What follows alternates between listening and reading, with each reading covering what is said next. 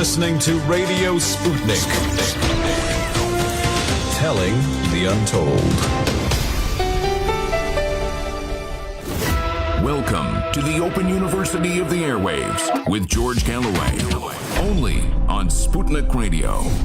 His blood is the vaccine. Does Donald Trump think he's Lazarus or even Jesus? And will his resurrection from the Walter Reed Memorial Hospital presage a comeback in the polls? And I've just worked out, if Joe Biden has been in the Senate for 180 years, that explains why he's actually dead.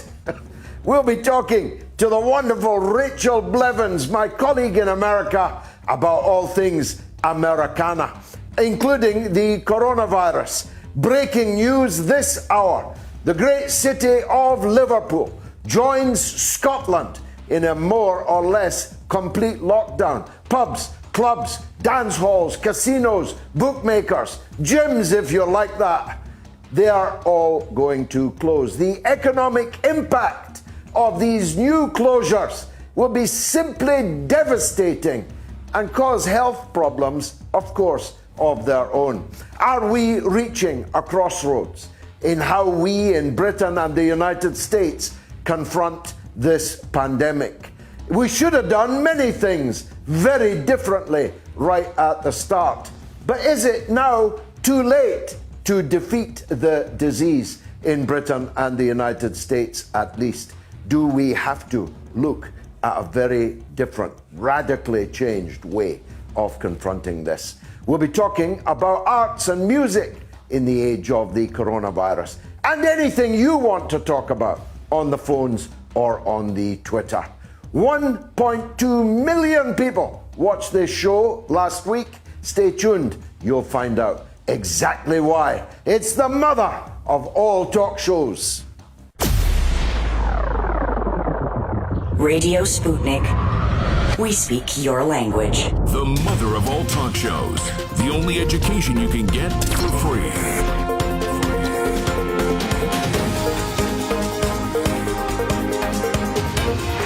George Galloway.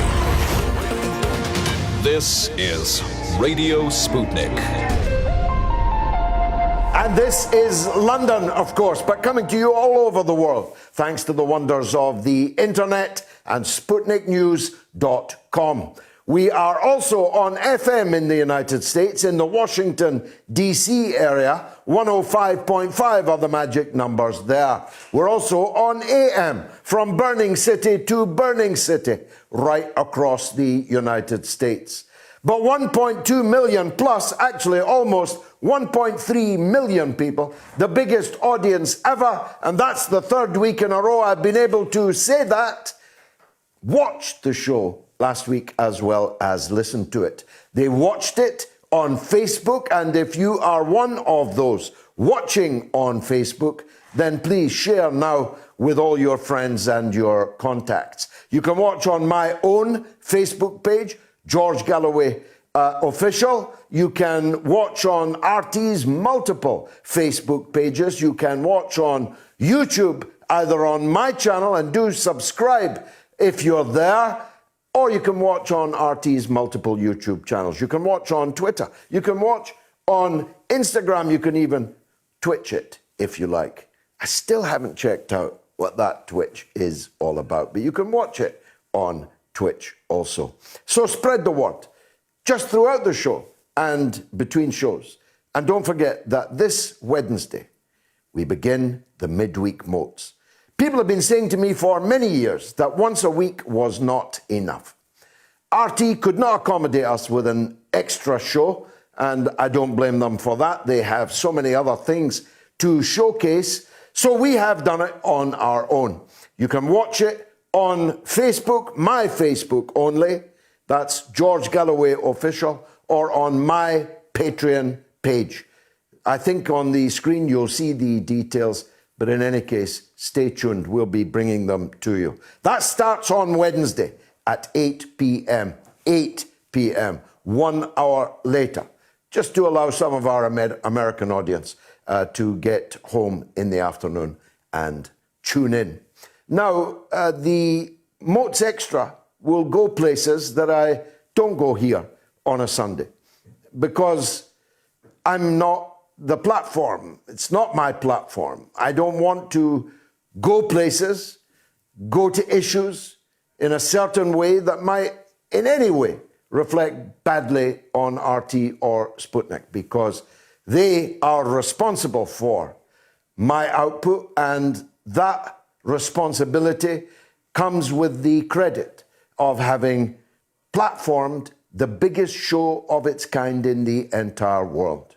40,000 people used to listen to me on the mother of all talk shows on a local radio station in London. Now 1.27 million did watch, never mind listen. So thanks to RT, thanks to Sputnik, but on Wednesdays I'm on my own. And I can't do it without your support. There'll be tears and laughter forever after on the Moats Extra. There'll even be music. Even the Top Cat is back. And there'll be some bare knuckle fighting.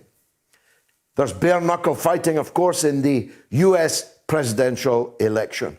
Maybe even literally as well as metaphorically. And maybe it won't just be punches that are being exchanged. It is building up to a denouement which is pregnant with some of the most terrifying prospects since the Civil War, when Joe Biden had already been a senator for a decade or two. Joe Biden said he'd been in the Senate for 180 years, which means he may have been present, like Zelig, at the Gettysburg Address.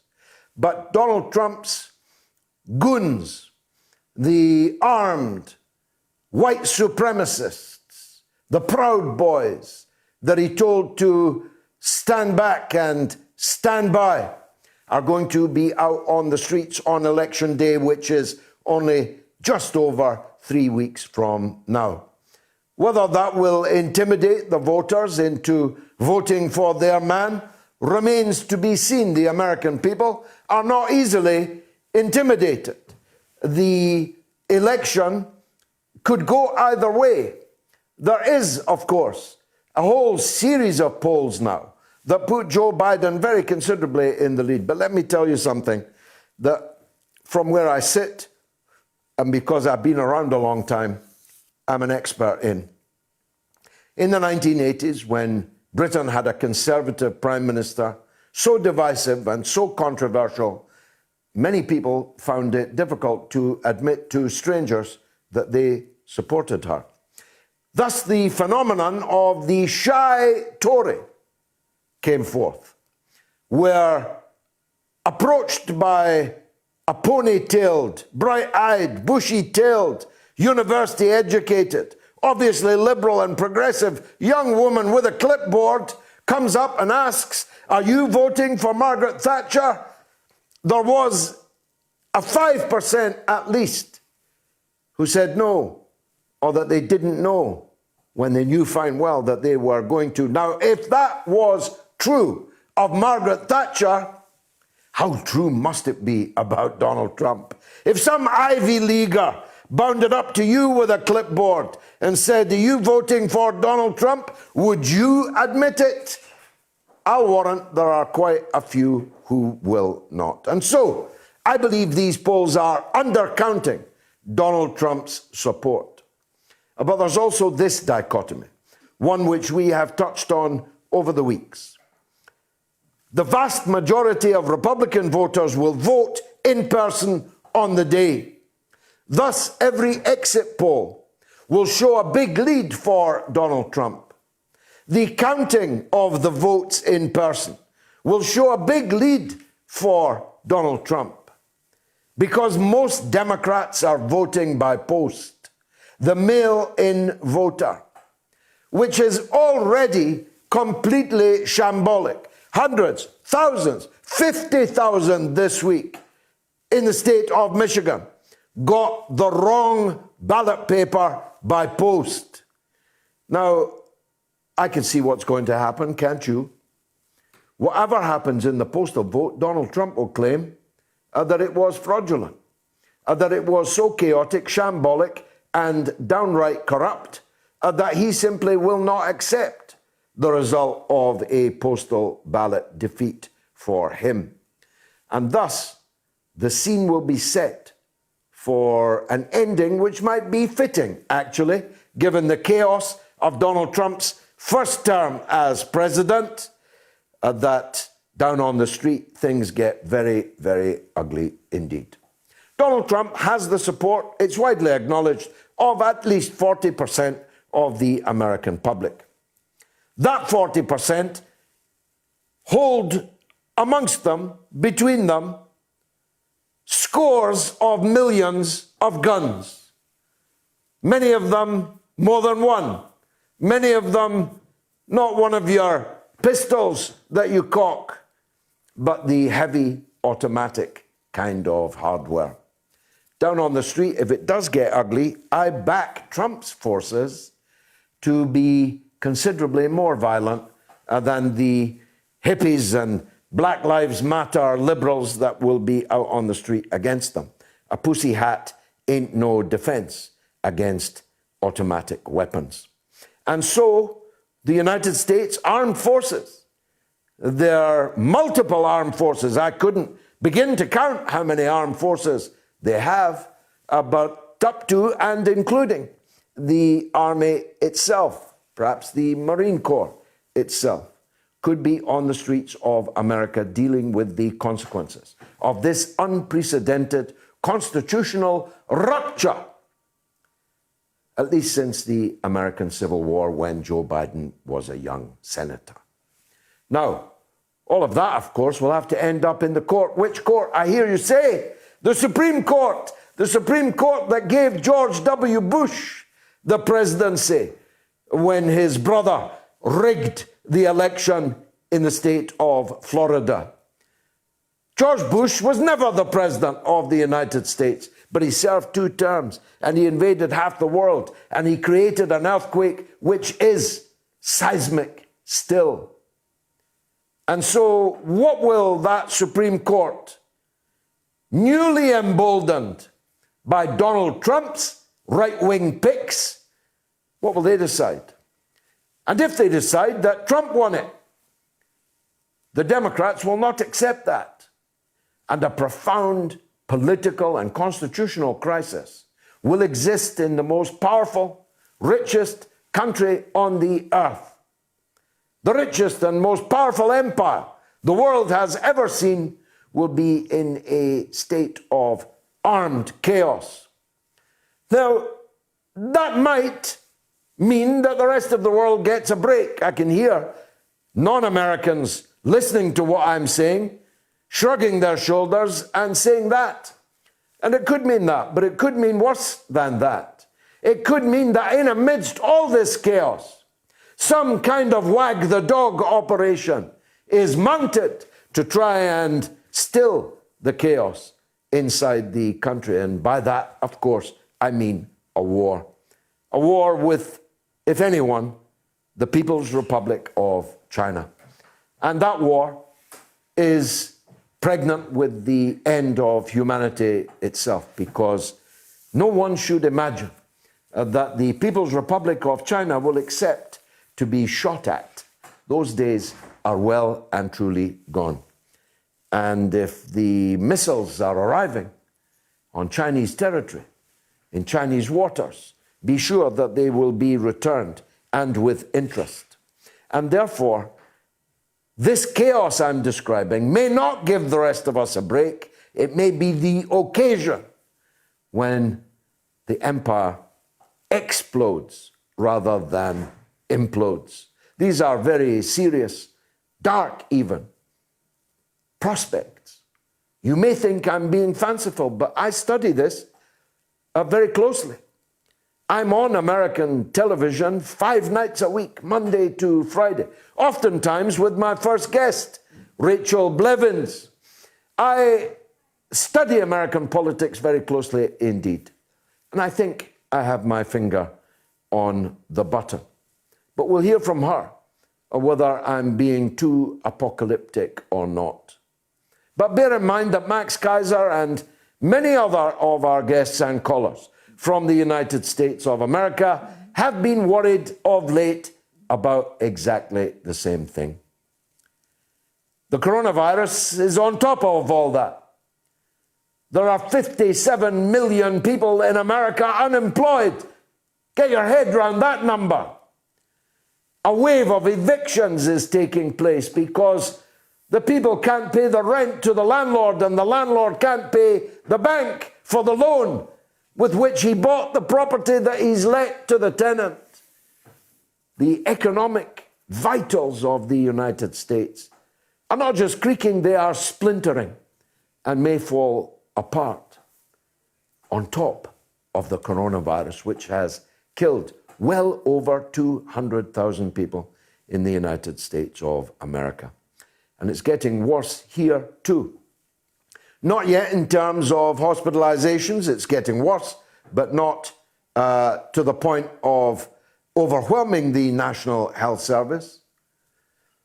Not in terms of mortality yet, mainly because most of the people who've just been infected, in a doubling of the number of infections in 1 week last week, have been young people whom we must hope and pray are strong enough to survive it without hospitalization, ventilators, intensive care beds, or mortality itself. The jury's out on that, but it isn't, sadly, out on the other aspects of this story. And we're going to have to confront it. When the facts change, so do my opinions. How about you? And the facts are now that in Britain and the United States, it may very well be that this virus is unbeatable. It may very well be that the opportunity cost of switching all of the shrunken, deliberately shrunken, resources of the National Health Service to dealing with the virus is leaving people to suffer and die in significant numbers from other complaints, other illnesses, other conditions, including mental health conditions. The number of suicides is rising in Britain. I'll be surprised if it isn't rising in the United States also. And then there's the economic cost. As I said at the beginning of the show, the great city of Liverpool, which is in my heart always, has just been closed down. Everything. Pubs, clubs, dance halls, music halls, casinos, bookies, bookmakers' shops, turf accountants, I don't know what you call them in the United States, have all been shut down just like that because of the extraordinary spike in Liverpool and the surrounding parts of the northwest of England. In Scotland, the place where the First Minister has been boasting for months that she was handling it all so much better than the English. Everything is defined against the English. That turned out to be a gigantic lie, and the result of a deliberate cover-up of the reason why thousands of Scotland's old people died in care homes. A cover-up of the initial outbreak in the Nike conference in Edinburgh, which should have been used as a klaxon to alert the whole country to the seriousness of this, was instead covered up. Scotland is now the worst affected place in Britain, and Glasgow is the worst afflicted place in Scotland. And Glasgow too is in my heart. I represented it in Parliament for many years. I spent the best years of my life in the great city of Glasgow.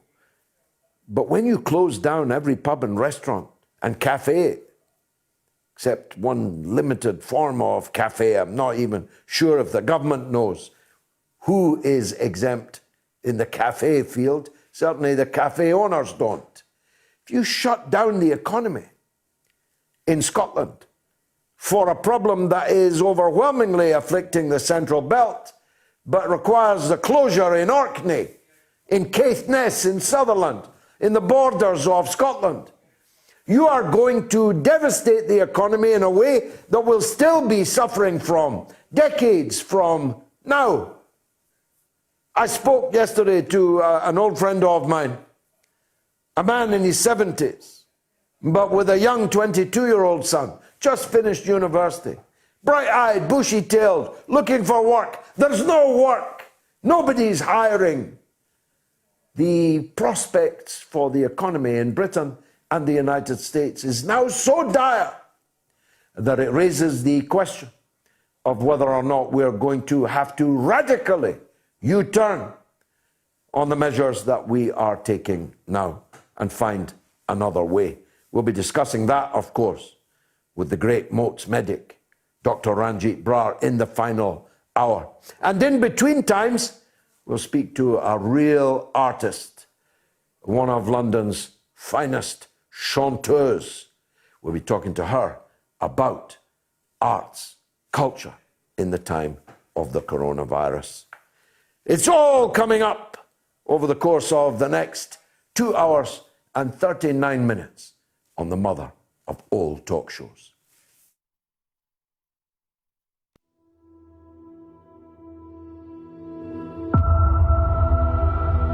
In 2019, it was freed from the shackles of oppression and was unleashed on the airwaves on Sunday nights. Hard-hitting, head-cracking, record-breaking. The mother of all talk shows. A behemoth of broadcasting. A show so popular we could no longer contain it. It needed one more night. You asked for it, and now you're gonna get it. Wednesday nights. Come and have a go if you think you're hard enough against the reigning, defending, undisputed heavyweight champion on the airwaves, Double GG himself, Most Extra, George Bare Knuckle. Wednesday nights just got a whole lot wilder.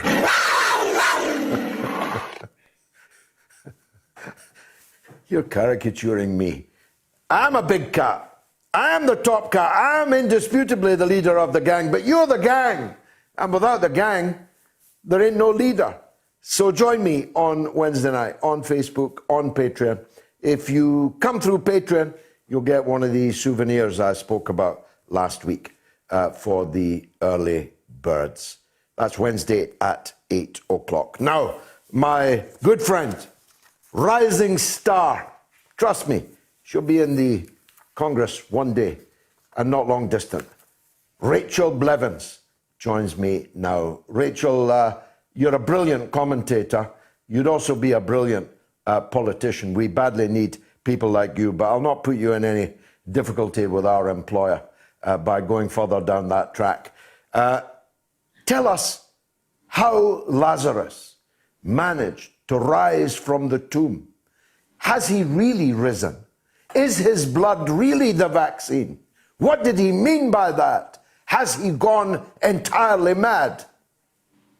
Well, I think the term of risen from the dead really does apply here, George, because we look at the timeline and we see that in the course of a little over a week, Trump went from testing positive to COVID-19 to being needed to be admitted to the hospital to then within a matter of days walking out, and now all of a sudden he's back to holding rallies and gatherings, and he's claiming, of course, that he feels better than he has in 20 years, and I'm sure he does because he received a cocktail of experimental drugs. He's under 24/7 care, so he likely does feel great right now. But at the same time, he's, of course, not out of the woods. And it's interesting to now hear him making all of these comments and telling people that the coronavirus is nothing for them to be afraid of, because for him, it likely isn't, because he's under such great care. But for the average American right now who is looking at losing their job, losing their access to health care, even losing the roof over their head, they are concerned about what's going on, not just because of the virus, but also because of the impact that it's having here at home. So when you hear Trump making statements like that, sure, he's celebrating his own temporary victory, at least as long as we know, but he's also putting himself out of touch with his base right now that is really still struggling. Well, I mean, ironically, he was treated in a fully socialist hospital. The Walter Reed Memorial Hospital is the acme of what a socialist hospital would be. It's free for him. It's free, actually, for everyone that's in it. It's just that everyone can't get in it. It's provided by the state. It's state of the art. It is everything that most American hospitals, and he is everything that most American patients are not. Yeah. Yeah, exactly. The reality is, he has arisen. He's back on the streets. He's in the campaign. People are coming to listen to him. Neither he nor they wearing masks or even being particularly socially distanced. What does that all tell us? Yeah, they're already having gatherings at the White House in the exact same place that they had that gathering just a couple of weeks ago, where he was looking at his new Supreme Court nominee, and a number of people tested positive for the coronavirus as a result of that. So every single person that is going to these gatherings is going there knowing that they could be coming into contact with the coronavirus, but also knowing that they likely don't have that same level of care that Trump has and that he has access to. So every single person that's taking part of that is taking a risk, but they're also adding to this ongoing myth that it's nothing to worry about, that it's, you know, it's okay, everything's fine, when the majority of Americans are not feeling that. Well, don't discount this. It's long before our time, although Joe Biden was around in the Senate at the time. FDR won the election in the 1930s, 1935, I think, on the slogan, "There's nothing to fear but fear itself." And this, in a way, is what Trump is saying, that there's nothing to fear with the coronavirus except the fear of it. That may have traction. That is not immediately obvious, but do you sense any movement in the polls towards him? Well, you know, it's interesting because, as you were bringing up earlier, the polls aren't always accurate, especially when you have a polarizing figure like Trump. And if we look back at 2016, we saw that Hillary Clinton was up above and far beyond in the polls. And there were people on the media saying, there's no way Trump can win, just look at the polls. Well, then we saw what actually happened. So I don't think that the polls are entirely accurate, but I also think that he really has something coming here with the fact that Congress has yet to come together to do anything about a second stimulus bill or, you know, anything in that realm. They've yet to give the American people any kind of relief. So you do have a lot of Americans that are sitting there pointing and saying, oh, well, Trump is trying to get something done, but the Democrats and Republicans in Congress claim that they just can't get together. So that may give him a little bit of an edge for all of those Americans who are sick and tired of it and who maybe do believe this promise that he's going to get them that second $1,200 check if and when he wins the re-election. Yeah, I mean, he's dangling that as bait, isn't he? Now, tell me this, Rachel. If Trump wins, what do the Democrats and the liberals and the Black Lives Matter and the Pussy Hat multitudes and so on, what do they do? And alternatively, if Trump loses, what do the far more sinister forces that I talked about earlier, the white supremacists, the racists with machine guns and so on, what do they do?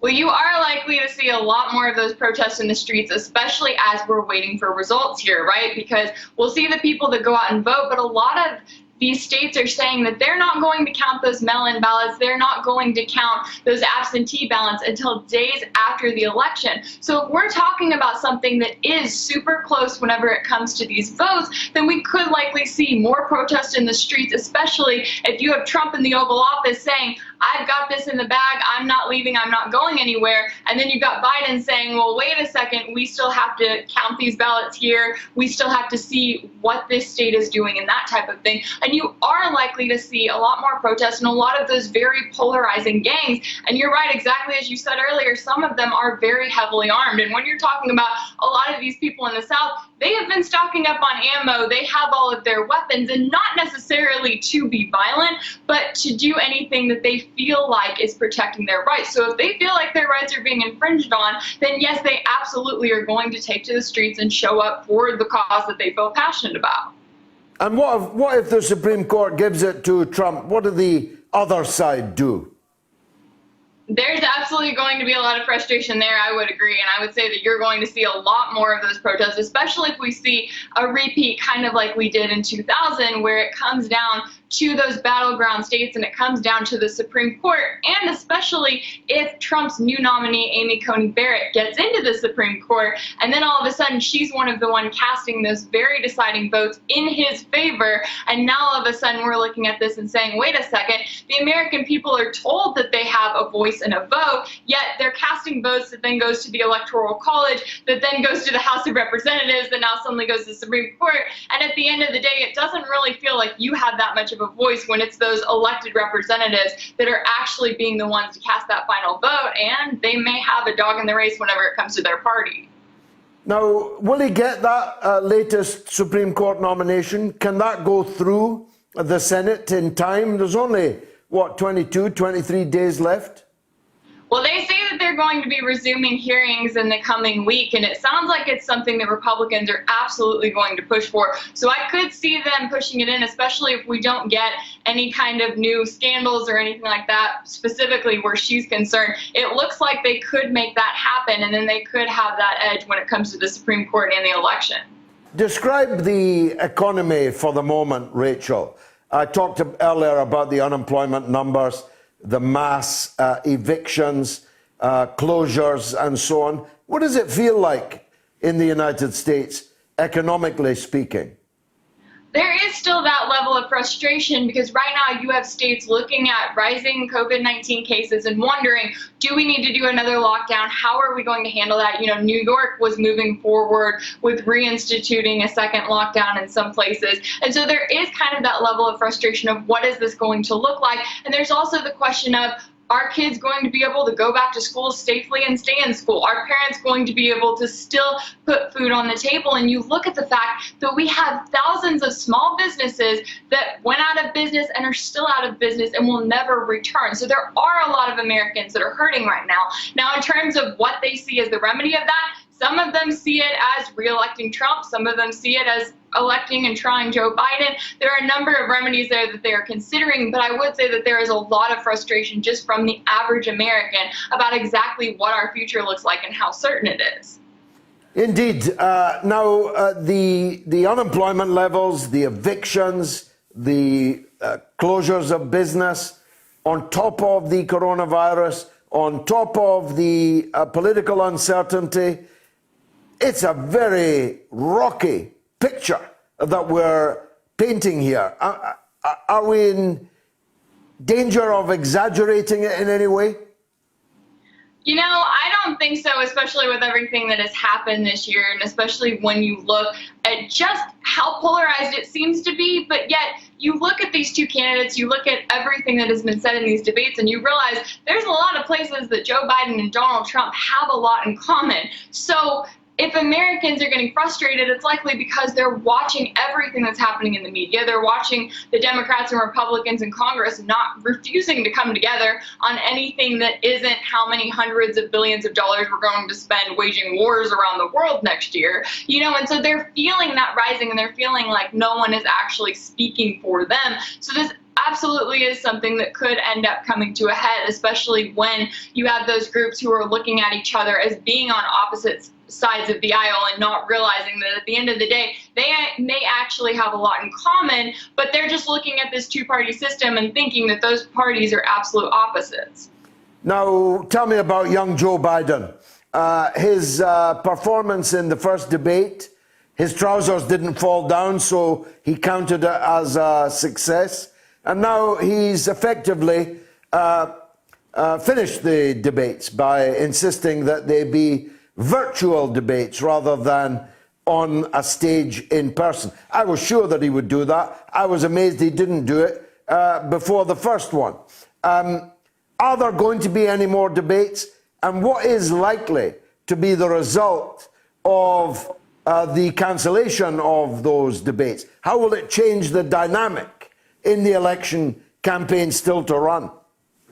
Well, right now they're saying that there's not going to be another debate because Biden wants it to be virtual. Trump doesn't want it to be virtual because he knows that that essentially gives them the power to mute his mic and that he won't be able to get in and say as much as he wants to. So I honestly don't see there being another debate. But as far as how that's going to impact the election, a lot of these people that have made up their minds already have their minds made up, and another debate isn't really going to change that. Now, what I will say is that the two groups that we really need to keep an eye on are the people who decide not to go out and vote at all, those people who say, it's not worth my time, it's going to be a similar outcome no matter what, especially when it comes to foreign policy, and those people who decide that they want to vote for a third party. Because, of course, the third parties were not allowed on these debates. It was only Trump and Biden. So there are a number of people that are saying, well, we're not too sure about these two candidates. What else is out there? Who else is on the ballots? And those are going to be the two groups of people that we really need to keep an eye on to see if Trump or Biden are going to be able to pass that threshold of getting 270 electoral votes, and if they can secure that nomination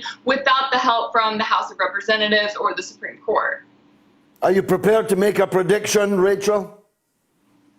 I'm still going to say that I think it's going to be pretty close. I think it's going to, I could see Trump, saying that he's in the lead on election day, and then I could see a little bit more coming around with the ballots with Joe Biden. I think that it's going to be one of those things where it may take a few days for us to know the actual outcome, and there are going to be a lot of people who don't agree with it, whichever way it goes.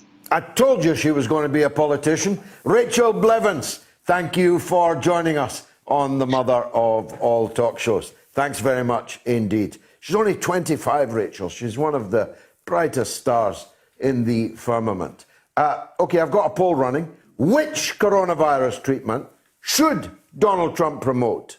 A, disinfectant jabs. You'll remember he said if we could only get some sunlight or disinfectant into our bodies, we might be able to kill this thing. A, disinfectant jabs. B, the experimental cocktail, Regeneron, which is actually based on a Cuban compound, by the way. Wouldn't that be ironic if it was the Castroite Cubans and their really remarkable biotechnology industry that provided the means of saving Donald Trump's life? So should it be B, the experimental cocktail, or C, should it be the Russian Sputnik vaccine, which I'm still waiting for? Hello, Moscow. I did ask. I'm ready. I'm ready to take it live on air. What could be better for business than that? Thank you. Get voting on my Twitter feed. Now, I did my RT shot this week on Donald Trump's prospects in the election. Take a look. Just over 3 weeks to go, and Donald Trump's chances of being re-elected as President of the United States looks doomed. But then again, it looked doomed last time, and he still came out on top of the heap. And the reasons are many and varied. First of all, the US Constitution doesn't actually recognize the concept of a popular vote.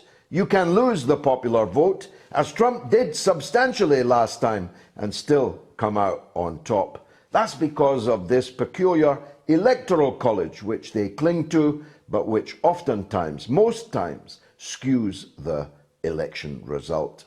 Then there's the issue of what we knew in Britain in the 1980s as the shy Tory. Margaret Thatcher was a divisive, extremely controversial leader of Britain. And what began to emerge is that when polled, usually by a liberal-looking sounding pollster, people were shy to say that they intended to vote for Margaret Thatcher and her candidates. And if that's true of Margaret Thatcher, imagine how true it is of Donald Trump. If you were approached by an Ivy Leaguer, by a bright-eyed, bushy-tailed, liberal-looking young woman with a clipboard, would you admit you were voting for Donald Trump? And so it's my contention that these polls underestimate Donald Trump's actual strength. The motivation of his voting base to go out and cast their ballot in person is unquestioned. Trump has the support of a minimum of 40% of the US electorate, and they're all mad for Donald. Then there's the issue of the impact of Trump withdrawing from the second presidential debate, and presumably the third is now null and void also. Of course, Trump has rejected this because his platform style, strong, tall, powerful, projecting presidential authority, was key to his possibility of success in the second and third debates. So what impact will that have on the presidential election? Well, Trump still has the bully pulpit of the White House, which he is increasingly using in a way which would make your hair stand on end. First of all, he was helicoptered into the Walter Reed Medical Center and then came out just 3 days later saying that the coronavirus he had been a gift from God and telling everyone not to be afraid of it. On the face of it, this attempt to look like Lazarus arising from his tomb was doomed to failure. But let me tell you something. FDR won the election in the 1930s in the United States under the simple slogan, "There is nothing to fear but fear itself."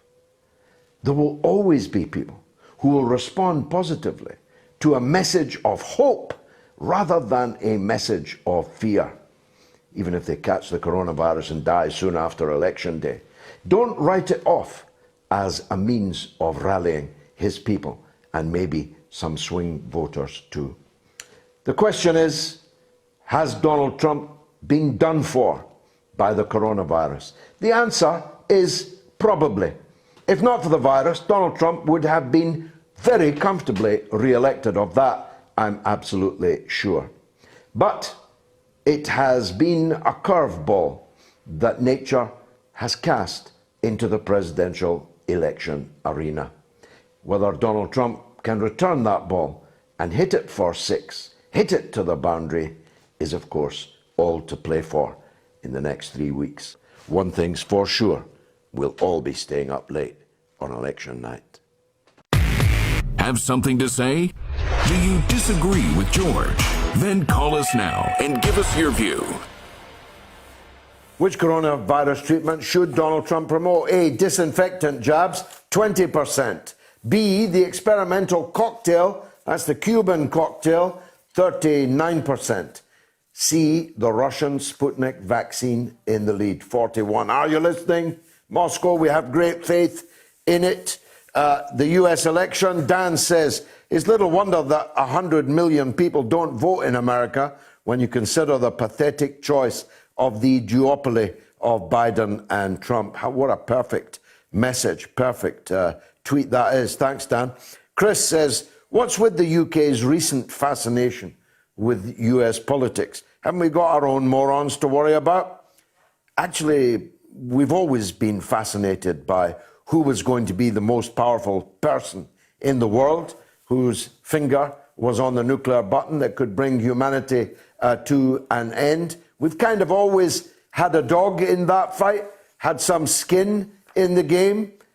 Chris, really, we will be talking about our own morons, of course.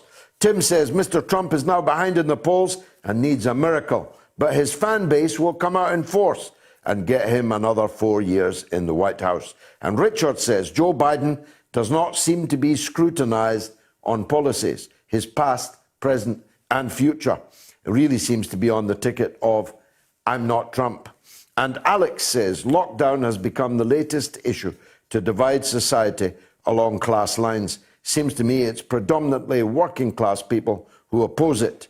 Trump knows how to appeal to his base. And Neil says election debates, I'm going to learn more watching the penguins at the zoo. And on COVID-19, Tom says, let's get Dr. Brar to tell us the truth about the virus and not those so-called Bojo experts we see on TV. Dr. Brar only ever tells the truth. And Leslie says, we need to hear more about the bigger picture of COVID-19, the effect on working class people losing their jobs, homes, and not receiving routine and life-saving medical care. And Phil says, George, what restrictions do you think will be announced tomorrow in the Commons? Let's take our first call. Sean in Lanarkshire on COVID. Go ahead, Sean. Hi there, George. How are you? Thanks for getting me on again. By the grace of God, I'm in great spirits. Thank you. Go ahead. Yes, good man. George, I'd like to take us to the discussion surrounding COVID at the moment and the social contract that holds society together. The social contract being the rights that we give up as free human beings to live in society and to be governed. But we give up the rights on the understanding that the government looks after us in our best interests. Now, what we have in a lot of cases in the UK is people reverting back to natural law and making decisions for themselves. And this has maybe made a wee bit more easier when people see the likes of Dominic Cummings being able to exercise natural law.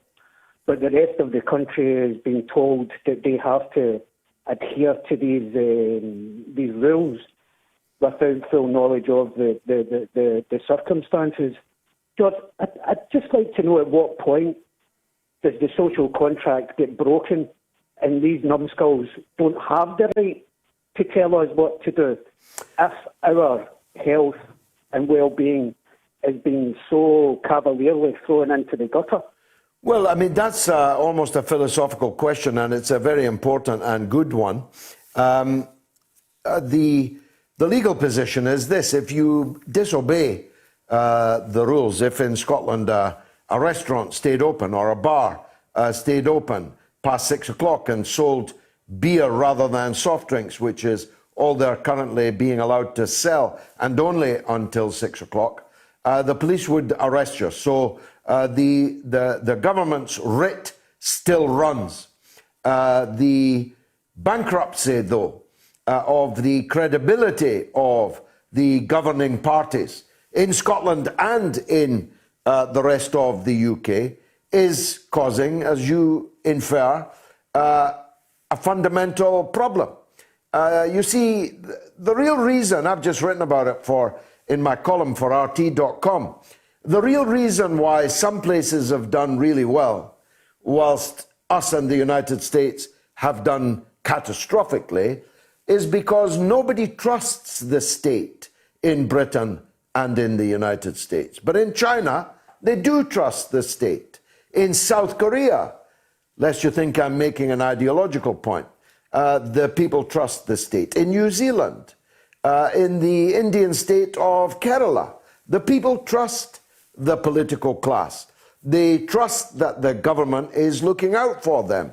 But that is no longer the case here, and I'm not blaming Boris Johnson for that, or even Nicola Sturgeon. This has been going down for decades, and is not a new thing. And therefore, whilst it would obviously have been better if you didn't have to threaten people with thousands of pounds worth of fines to get them to do what they should, and perhaps would, if they trusted the government and the state, would do voluntarily. You didn't have to go around Britain in 1940 to tell them to pull the blinds down. You didn't have to threaten them with a fine because the people trusted the message. that if you pull your blinds down, the bombers can't see any lights, so their bombing will be less devastating and accurate. You see my point, Sean? We are in a dangerous place in both Britain and in the United States. Go on. I totally agree, George. I feel that successive governments, especially since the 70s, have subverted the evolutionary cycle of the population of the people in the West. It has been exchanged for capitalist values, whereby the evidence is quite stark. The law of the jungle between the richest and the poorest. The law of the jungle. Now, look, Sean, you mentioned Dominic Cummings. What about the Lanarkshire MP? Yeah, what about her? She didn't just infect half the House of Commons. 42 police officers have now got coronavirus since she, with a positive test in her pocket, went into the chamber of the House of Commons, went into the tea room of the House of Commons, wandered around the building. She also went to Mass and gave a talk to pensioners in St Mungo's in Townhead. She also went to the seaside at Prestwick. She also went to a beauty parlour. She also went to a police station, and she's still sitting in Parliament as a member.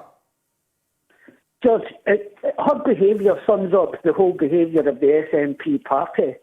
They haven't got a clue. It's pure and simple. The only reason that the SNP have got any power in Scotland is because the Labour Party went AWOL, and the people of Scotland understood that the Labour Party was no longer representing the people under Tony Blair and Gordon Brown. So the SNP are an absolute joke. They hide behind the smoke and mirrors of an independence debate, while the representatives are running around like headless chickens. Yeah, well-paid headless chickens, well lubricated. Sean, thanks for the call. Staying in Scotland, Brian is in Motherwell, but about the US election. Go ahead, Brian. Good evening, George. Evening. Hello, everybody at RT. I was on your show about a month and a half ago, and I was giving Bernie Sanders a bit of a tongue lashing, and I was also expressing my extreme disappointment that Joe Biden became the Democratic nominee. And although I meant every word I said 100%, I have to admit, see, if I was an American citizen right now, I would go out and I would vote for Joe Biden. And there is actually some reasons here that I'd like to express, if I can. He's a bit long in the tooth, Brian. He's over 200 years old. Because he's been in the Senate for 180 years. He has, and I'm no way a fan. I just want to express that before I go into the reasons why I would vote for him. I think this election is not about which candidate you like exactly. I think it's about which candidate you'd rather fight. And it's a position of somebody whose politics are left of centre. I think Biden is far weaker a candidate to fight than Trump. I think maybe Brian, but he'll not be there long. He'll be retired very quickly indeed. And somebody called Kamala Harris, for whom no one has ever voted, including in the Democratic Party's primaries, will be the president before you can say Jackie Robinson. Well, going by that debate that Kamala Harris was in with Pence, I don't think she comes from a position of strength here, to be honest. I think she'd be a far weaker candidate to fight than Trump. I just think Trump's got a ruthless streak about him where he just simply isn't going to listen. And there is actually some geopolitical reasons. I think Biden or Harris would be a better candidate.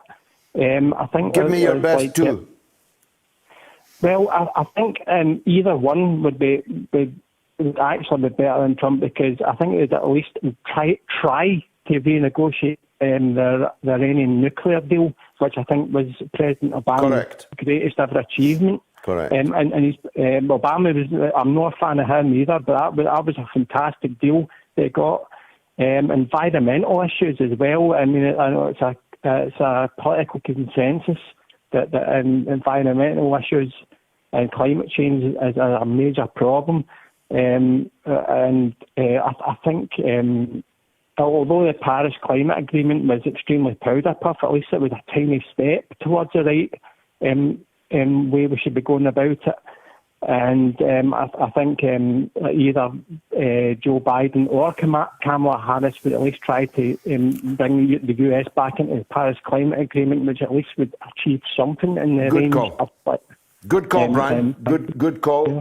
Good points. Well brought out. Let's hear what other people think. James, in response to the poll, says if any nation offers a free or teeny tiny priced vaccine, cost goes to the governments, not people, it'll be deemed bad. But once a private company charging the earth has one, well, that'll almost be made into law. Very good point, James. On viewing figures, the UK broadcast media left the Sunday evening current affairs and cultural lane open, and George Galloway has driven his Moats show into the space. You don't need to agree with him, but he is debating the issues that matter. Thank you very much for that, Dave. Appreciate it. Tony says CNN's average daily audience for a whole day is 670,000 people. Yet your show reaches 1.3 million. Bravo. Thank you so much for that, Tony. Let me take one last call before the break. Jared is in Pennsylvania. Always a pleasure, Jared. Welcome. Hello, George. It Hi. is always a pleasure to talk to you. Thanks.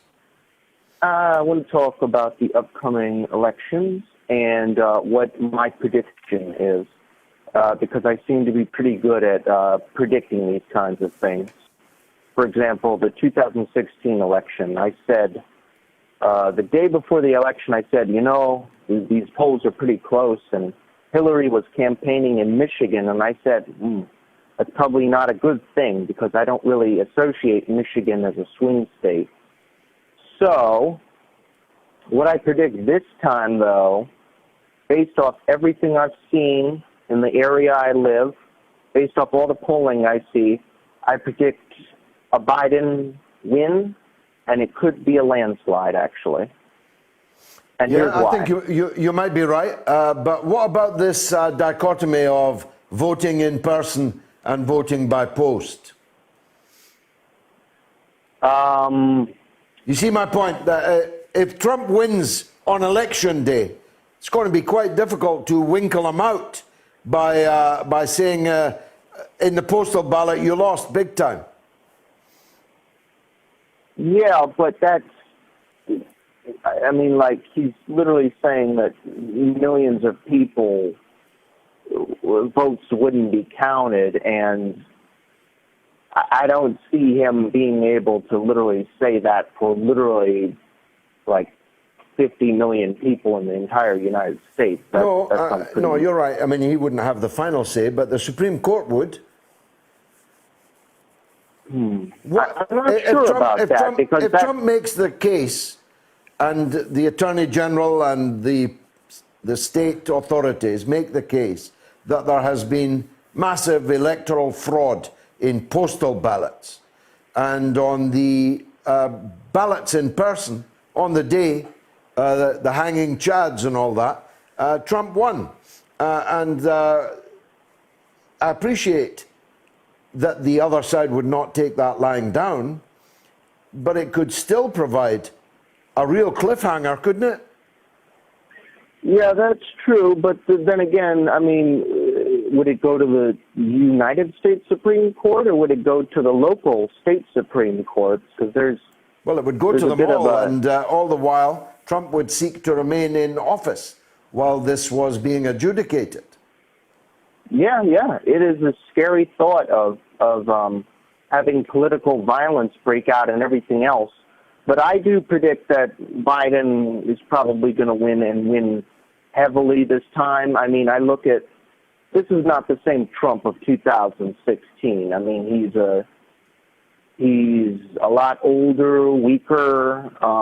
Damaged goods. And a lot of his support, too, by the way, has left him. I mean, he said he was going to bring back the jobs. He said he was going to end all the foreign wars. He said he was going to build the infrastructure. And none of these things have actually happened. No, he'll say that's because he spent the whole 4 years trying to fight off the Russiagate hoax. But you're right.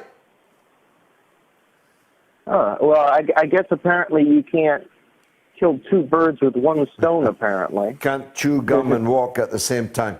Jared, always a pleasure to hear from you. I'm cutting you short only because I need to hear the news from Jamie Lowe. The mother of all talk shows. The only education you can get for free. Radio Sputnik. We speak your language. Find us at SputnikNews.com.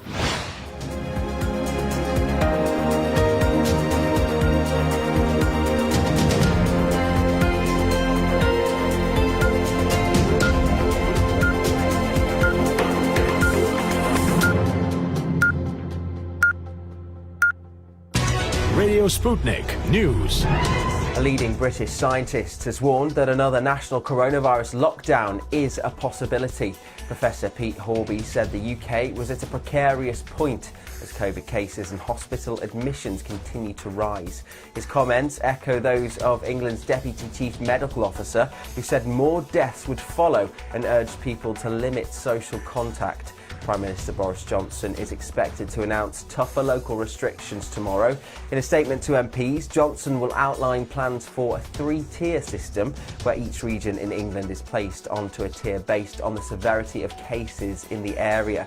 The plans have already sparked opposition, with Labour MPs in Greater Manchester telling Johnson they would not support being placed under the harshest level of restrictions. On Saturday, 15,166 people in the UK were reported to have tested positive for coronavirus. That number up 1,302 on Friday's figure, according to the latest on the government's dashboard. There were a further 81 deaths, a decrease of 6 on Friday. In Scotland, more stringent measures are already in place. However, Scotland's hospitality minister has said there is no guarantee that pubs and restaurants across the central belt will reopen in 2 weeks' time. The Scottish government ordered their closure on Friday night as part of new COVID-19 restrictions. Fergus Ewing said he was acutely aware of the very serious adverse impact on the hospitality sector, but he said the restrictions were absolutely necessary and could continue past October 25th. Britain's Health Secretary Matt Hancock has denied claims that he broke the government's coronavirus drinking curfew by continuing to consume alcohol in the House of Commons bar after 10 p.m. A senior Tory MP told the Mail on Sunday newspaper that Hancock remained in the smoking room bar until at least 10:25 p.m. on Monday, despite House Speaker Sir Lindsay Hoyle insisting Commons venues must abide by the same curfew as all English pubs. The newspaper also reported Hancock arrived at the bar just before a 9:40 p.m. vote, ordered a glass of wine and joked, "The drinks are on me, but Public Health England are in charge of the payment methodology, so I will not be paying anything." Hancock's alleged reference to Public Health England came after he had addressed the Commons regarding the controversy over the organisation misplacing nearly 16,000 coronavirus test results. The Health Secretary spokesperson insisted the minister had not broken any curfew rules. US President Donald Trump is no longer a COVID transmission risk to others, the White House physician has said. Sean Conley's memo is the first update on Trump's health since Thursday. There had been concerns that he might still be contagious following his 3-day hospital stay. However, the statement did not say whether Mr. Trump had tested negative for COVID-19. He is due to face Democratic challenger Joe Biden in the presidential election in less than a month on November 3rd. Polling suggests Biden has a 10-point lead over Trump nationally. However, his lead in some key swing states is narrower. More than 214,000 Americans are known to have died of COVID-19. to Brazil now, and the number of people to have died from COVID-19 there has passed 150,000, according to the country's health minister. Brazil has the second highest coronavirus death toll in the world after the US, and the third highest number of cases after the US and India. The country has also passed 5 million total infections earlier this week. President Jair Bolsonaro has been accused of downplaying the risks of the virus throughout the pandemic, ignoring expert advice on restrictive measures. Brazil has by far the highest number of deaths in South America. A bus has collided with a train in Thailand, killing 18 people and injuring dozens more, officials say. The crash happened this morning 50 kilometres east of Bangkok. Thai police said passengers inside the bus were on their way to a temple to mark the end of Buddhist Lent. There have been fresh reports of fighting between Armenia and Azerbaijan just hours after a ceasefire came into force. Blasts hit Stepanakert, the capital of disputed region Nagorno-Karabakh, on Saturday evening, say eyewitnesses and Armenian media. Both sides have previously accused the other of continuing bombardments after 2 weeks of fighting. The two countries had agreed a temporary truce during talks in Moscow on Friday. And finally, a sewage plant in Danbury, Connecticut is to be named after British-born comedian John Oliver after he got into a spat with the town's mayor. The Danbury wastewater treatment plant is now officially the John Oliver Memorial Sewer Plant after residents weighed in with their support and the town's city council voted 18-1 in favour of the name change. Mayor Mark Borton said in a Facebook post, quote, "Yup, it's official. The Danbury Sewer Plant is now the John Oliver Memorial Sewer Plant. Your move, John. Bam." The host of HBO's Last Week Tonight with John Oliver went after Danbury on his August 18th show during a segment on racial disparities on juries. In Oliver's anti-Danbury rant, he noted that he only knew 3 things about the Connecticut town. USA Today ranked it the second best city to live in 2015.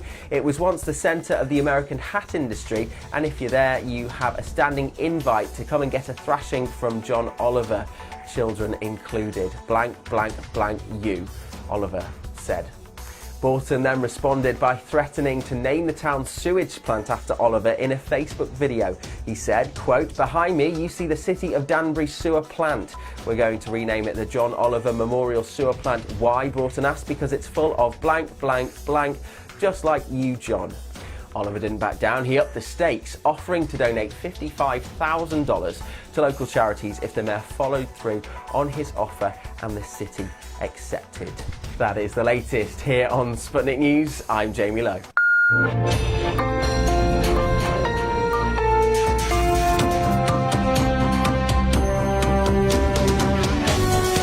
You're listening to Radio Sputnik. Telling the untold. Welcome to the Open University of the Airwaves with George Galloway.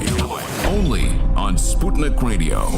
Now, which coronavirus should Donald Trump promote? A, disinfectant jabs, B, the experimental cocktail, or C, the Russian Sputnik vaccine? You can vote on my Twitter feed. Russia's ahead at the moment. Now, we've been talking about the morons that are battling it out to be President of the United States. And someone said, what about our own morons?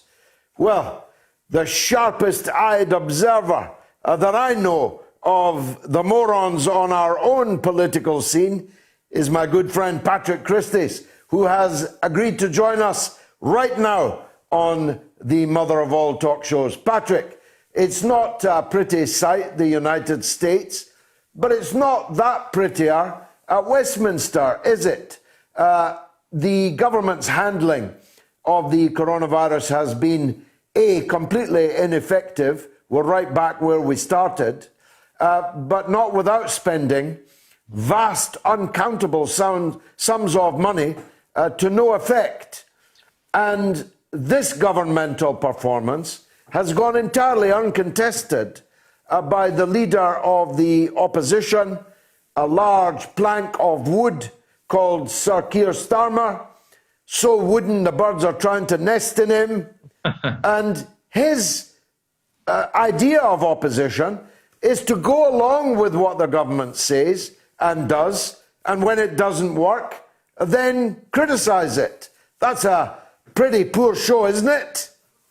It's a very poor show all round, George. It's incredibly shambolic what we're dealing with at the moment in the United Kingdom. We've got this much-fated, political system here that's supposed to be world-leading, a little bit like our test and trace system was, and look how well that's gone so far. But yeah, so far, currently anyway, it looks like we don't really have too much leadership. We certainly don't have any opposition, and the parties that are in the squishy middle ground there basically might as well not exist. So it's not a particularly good moment for us at the minute. Boris Johnson, I've referred to him as behaving a bit like a high-pressure double glazing salesman at the moment. He sends people round to tell you a bit how dangerous your conservatory and your life may well be. Then he sends in the rather handsome young chap in Rishi Sunak to tell you how much money he might be able to save you. And then, of course, he himself comes in and stings you with the cold, hard reality of making you sign up for something that you probably didn't need and indeed doesn't work in the first place.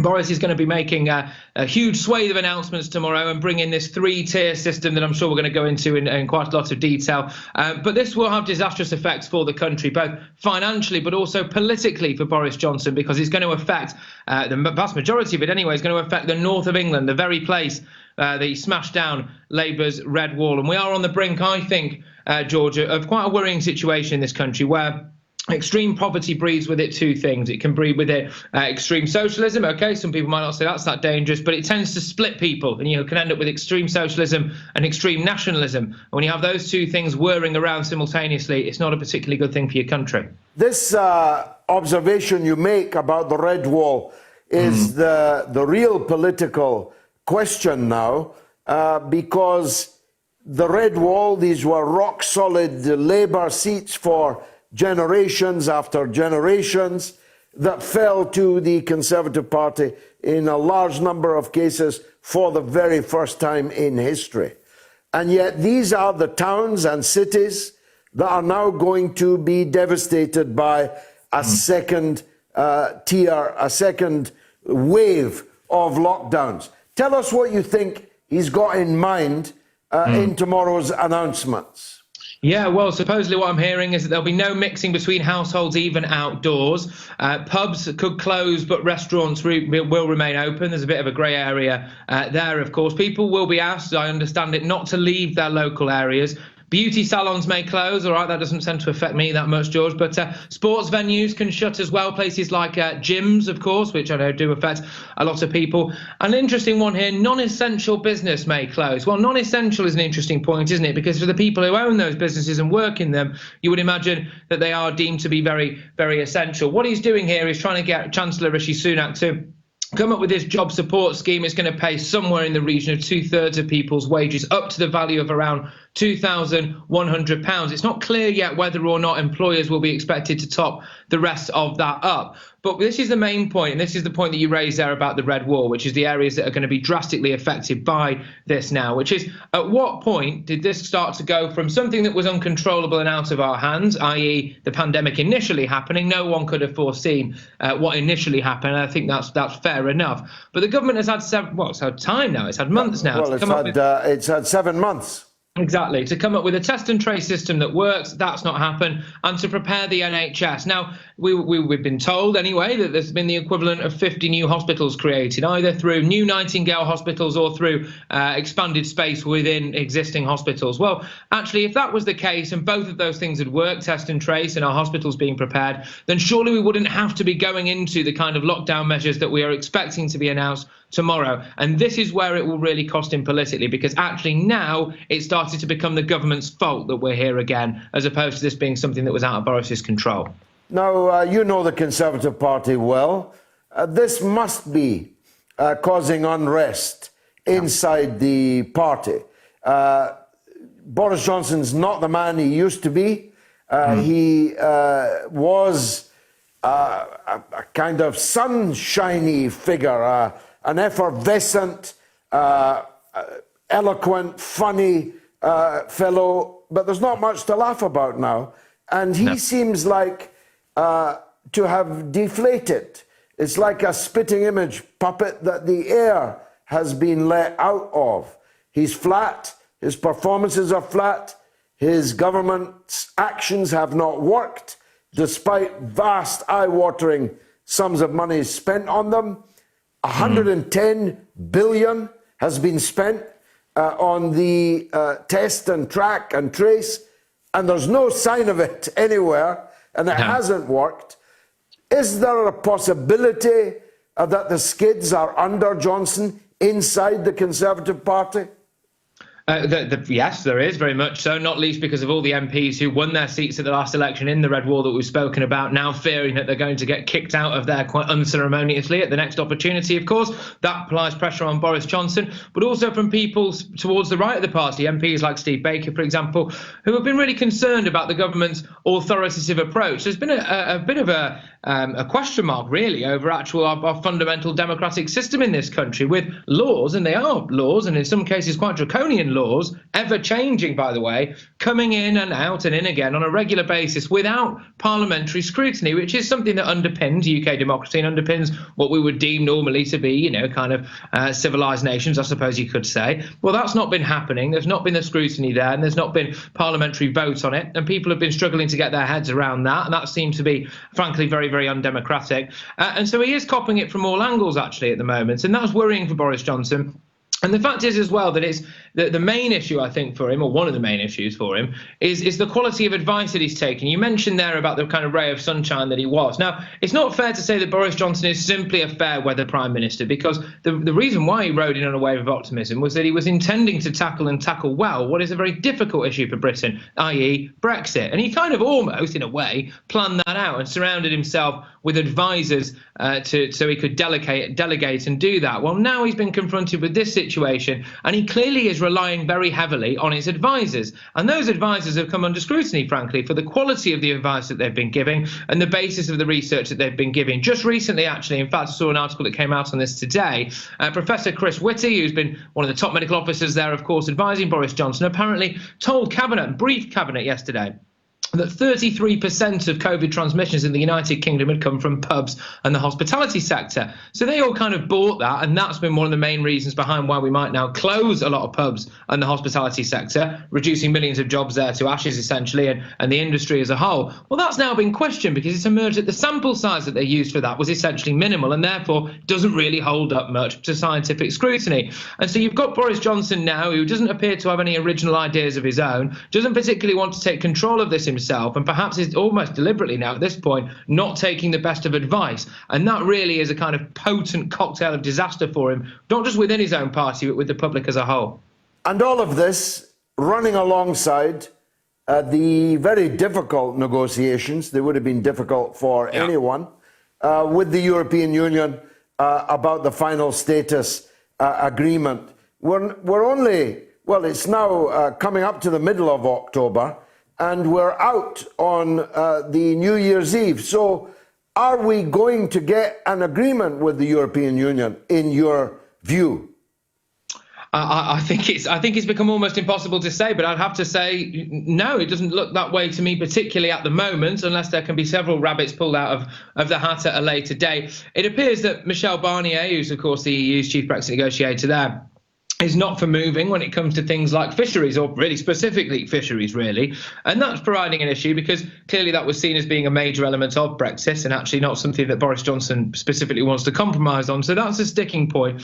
The one saving grace that might happen, and there are noises that seem to be coming out about this, which is that EU leaders, heads of state there around the bloc there, seem to be getting a bit twitchy about this now, and perhaps want to marginalise Michel Barnier slightly and try to take control of things themselves. The question there, of course, is have we got enough time for that to happen? It also is the question, of course, is does Boris Johnson really actually want a deal, and at what cost? Certainly if it comes to not being able to seize competitive advantage, that seems to be a nonsense as far as personally I would be concerned, and I think most Brexiteers would be concerned that isn't true independence, is it? Why would you want to go for that? And so it is looking unlikely for me that we would get a deal there, especially with everything else, of course, that is going on as well. And I just can't help but wonder whether or not Boris Johnson will try to actually use the no deal element to play to his base. Again, we've spoken about this red wall, and actually a lot of those people there did vote for him because they were quite pro-Brexit areas, very pro-Brexit areas.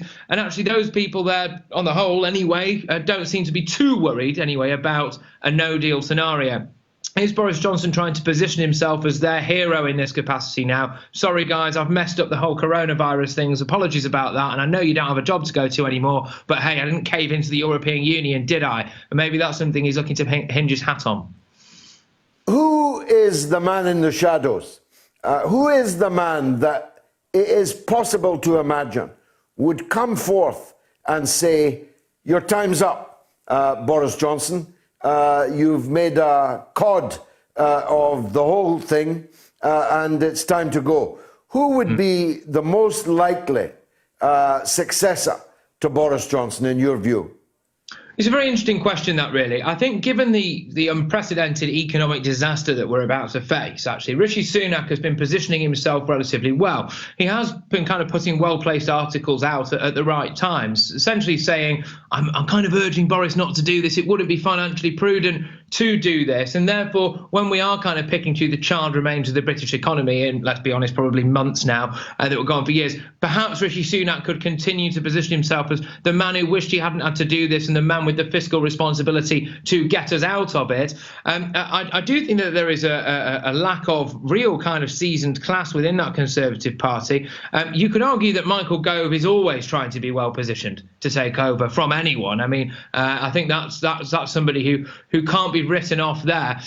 But seriously, the Conservative Party are in trouble in that respect. There doesn't seem to be too many people that are lurking about there who would be in a position to go on and take it. It's interesting, isn't it? Because actually my answer to this question would have been very different a few months ago. Gavin Williamson was somebody who perhaps could have been seen as this kind of slightly Machiavellian figure, or very Machiavellian figure behind the scenes, who maybe was manoeuvring towards power. That's been completely shot out of the window because of the abject disaster he's made of our education system. Priti Patel was another one there who you maybe thought, could her time come? Absolutely not. She's been an absolute shambles when it's come to dealing with immigration and, frankly, anything Home Office related that this country's had to offer. There aren't too many people around there at the moment. And this touches on a point we made at the start as well, George, which is, OK, in that situation, then you argue that it's time for a change of government, don't you? That's the way things need to work. OK, fine. Well, Sir Keir Starmer does a very good job of putting on a nice suit and slicking his hair back. Is there any danger of finding out what any of his policies are anytime soon? Because I'd certainly like to know, and I think the nation would. There does seem to be a lack of class on the Labour benches as well. It's not good news for Britain, but it does provide absolute fodder for people like me who like to snipe from the sidelines. Yeah, well, any other leader would have had Labour 20 points ahead, to coin a phrase, wouldn't they? Yeah, this is it. There's an argument, or there was an argument anyway initially, for sitting back and allowing Boris to burn his own house down. But that moment now has been and gone, and now you need to provide a credible opposition, and that involves some things like credible solutions, alternatives at least to the current state of affairs. It's not good enough for Sir Keir Starmer to simply say, actually, I agree with things like going back into a lockdown and this, that and the other, when actually it's so deeply unpopular with the electorate. He now is not going to be able, at the next election, whenever that may turn out to be, to say, I was opposing him all the way, because he's on record every single Wednesday pretty much at PMQs now. He's on record agreeing with Boris's very haphazard approach to this. And this is what's strange, and this is what I think should be a concern just apolitically for the British people, which is, where is the leadership now? Where is the leadership? Where is that coming from? Are there no credible alternatives to this whatsoever? And is nobody prepared to stick their head above the parapet? Boris Johnson, of course, was billed himself anyway, as this slightly Churchillian figure. That's not happened, simply. Is there nobody else there who's willing to step up to the plate? And if there isn't, that does question what calibre of leader we might get in the future as well. Patrick Christie's, always a pleasure to hear your zest for the political scene in Britain. Thanks very much for joining us. Patrick actually worked with me in the week on one of my new projects that I've talked to you about before, looking at the ideological propaganda, economic, financial, and maybe hot war against China. Here's just a teaser of what Patrick and I were working on. I'm standing on the site of the Great Exhibition of 1851. The great and the good of British society passed through here, and of course the star literary turn was Charles Dickens, the internationally renowned author. It was certainly the best of times for Dickens, but it was the worst of times for the people he wrote about, the poor. Dickens compared the might and muscle of British industry with what he referred to as the little exhibition, the Chinese one. The truth is that Dickens absolutely despised the Chinese, and by today's standards there can be no question, he was a racist. Charles Dickens, a racist? Whoa! You'll need to wait and see the rest of that video. Thank you, Patrick, indeed, for that. Stay tuned for that video, and it won't be the last of them. Let me take a 60-second break. Why don't you?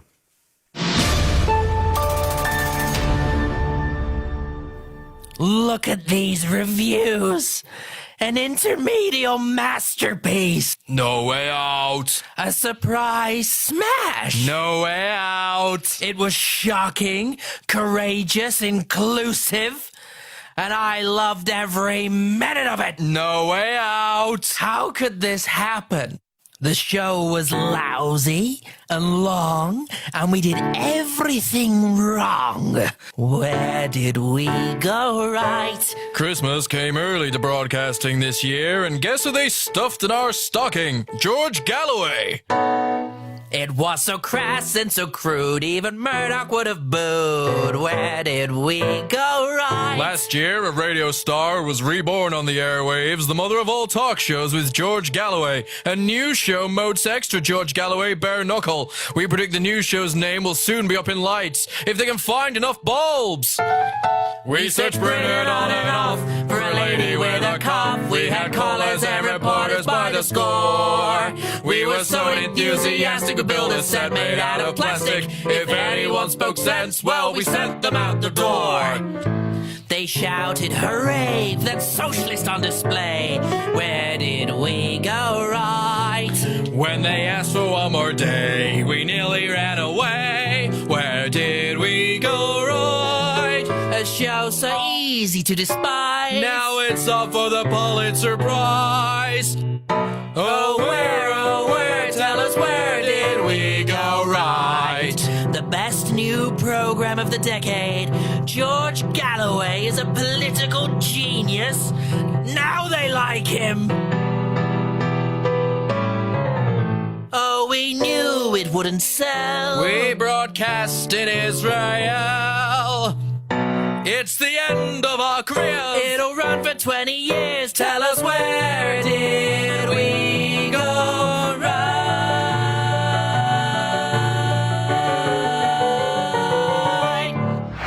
George Galloway and the mother of all talk shows. Join us at the College of Knowledge, where there are no tuition fees. Oh, wonderful was that. Thank you, Simon. Where did we go right? Where did it all go right? They sacked me from talk radio, and now, by the end of this show, more than 1 million people will have watched the mother of all talk shows on RT and Sputnik Radio. How about that then? Where did it all go right?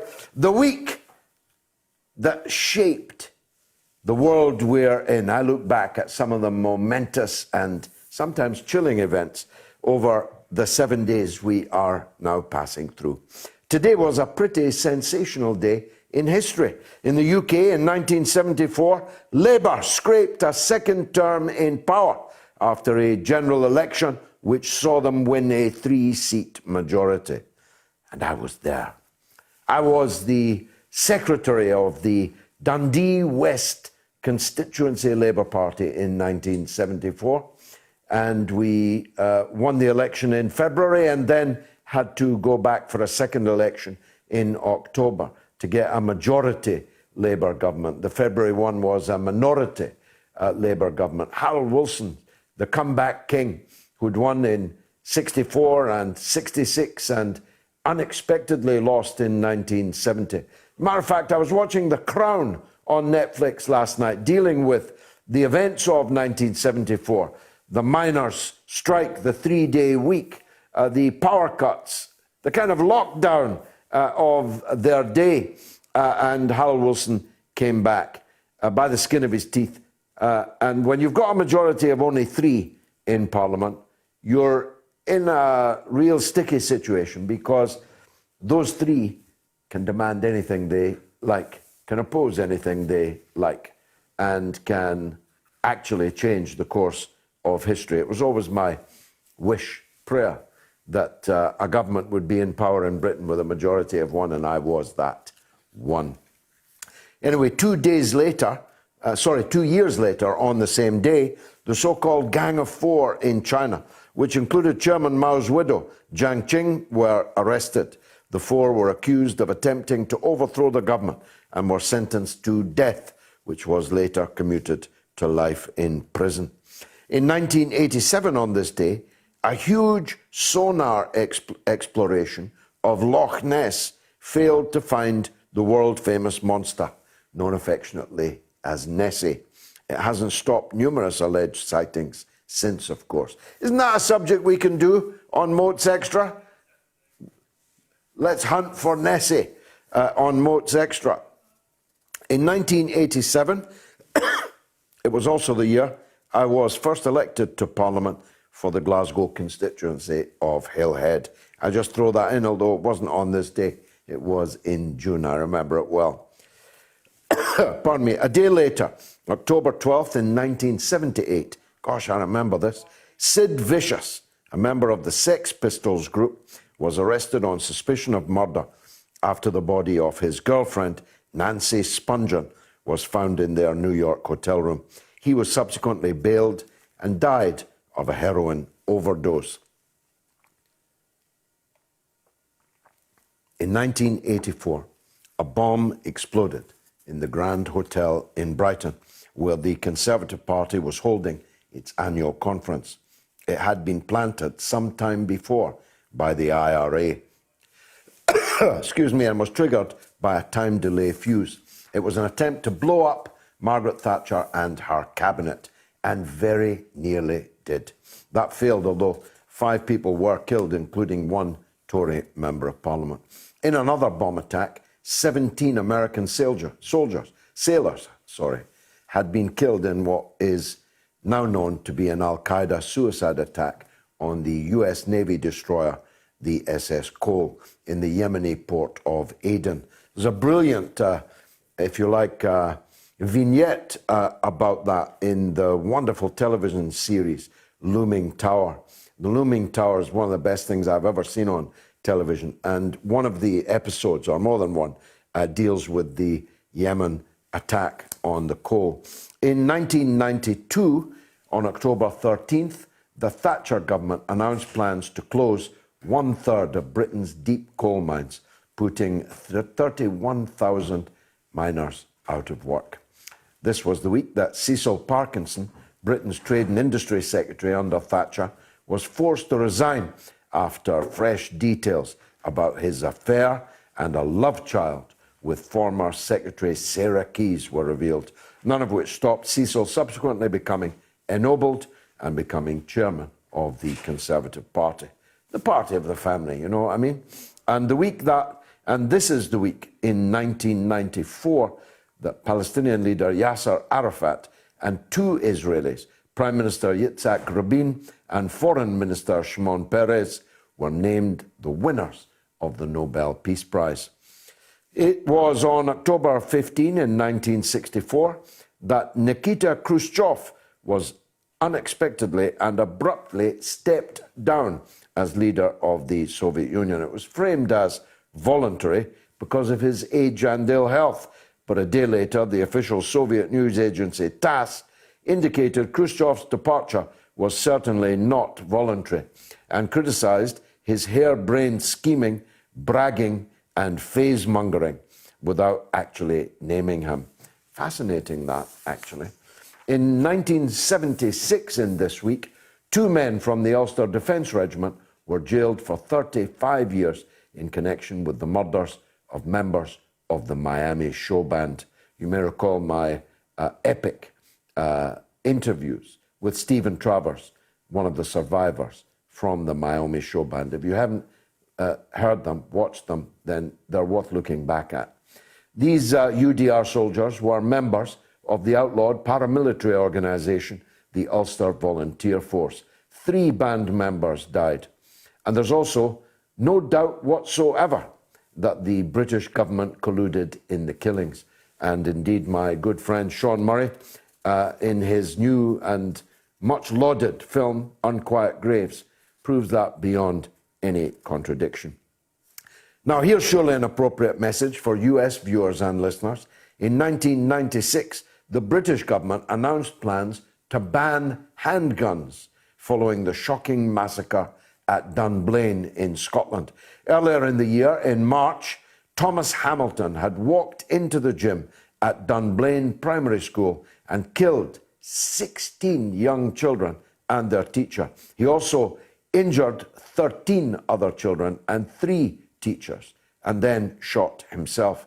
The tennis champion, Andy Murray, was one of a group of kids waiting to go into the gym when it happened. And finally, on October 17th in 1968, at the Mexico Olympics, 2 black American athletes made history by staging a silent protest against racial discrimination. Tommy Smith and John Carlos, whom I had the great honor to meet about 5 years ago, the gold and bronze medalists in the 200 meters, stood with their heads bowed and a black gloved hand raised in the Black Power salute as the American national anthem played during the victory ceremony. So, you know, taking the knee was not a new thing.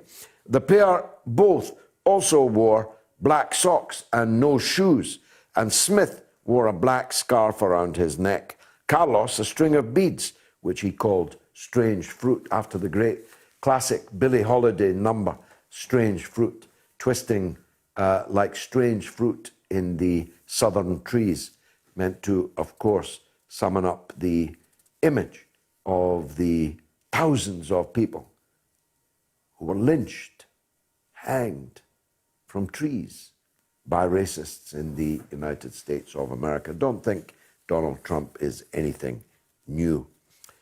So the pair wore these things, and of course the silver medalist in the 200 meters event, often forgotten, Peter Norman of Australia, who was white, also fully supported Smith and Carlos's protest. But 2 days later, the 2 black athletes were suspended from the national team, expelled from the Olympic Village, and sent home to the United States. They were subsequently redeemed and brought back into the fold. Not so poor Peter Norman, who was a sporting pariah for the rest of his life in Australia, although he was and is the greatest sprinter that country had ever produced.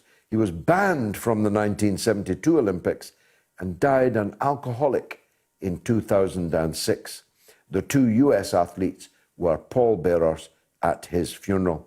Norman was given a posthumous apology in the Australian Parliament 6 years later in 2012. 7 extremely eventful days in history that coincide with this week. Let's take a 60-second break.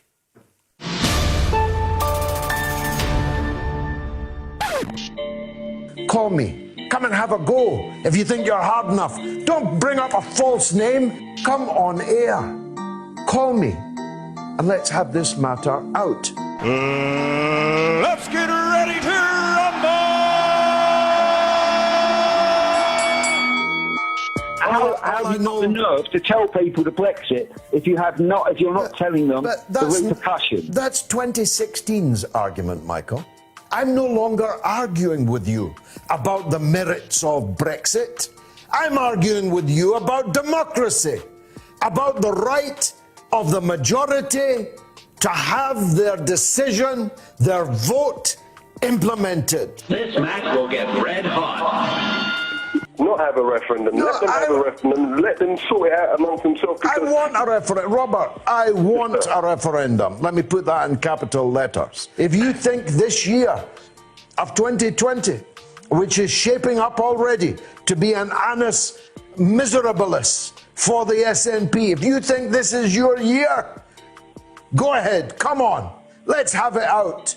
It's on. But no, George, it's not as simple as that, right? Have you seen the documentary about Cambridge Analytica and the people who work there? Have you looked at the I know nothing about them. I'm not interested in them. Precisely. But I'm not interested in them, Bruce, because it's all a red herring, just like Russiagate was a red herring. You're up. Do you only want to hear voices that agree with you? Because if you do, you're not clever enough to be at this open university of the airwaves. In fact, you need to go back to remedial and learn something about what democracy and freedom of speech actually mean. George Galloway, and the mother of all talk shows. Join us at the College of Knowledge, where there are no tuition fees.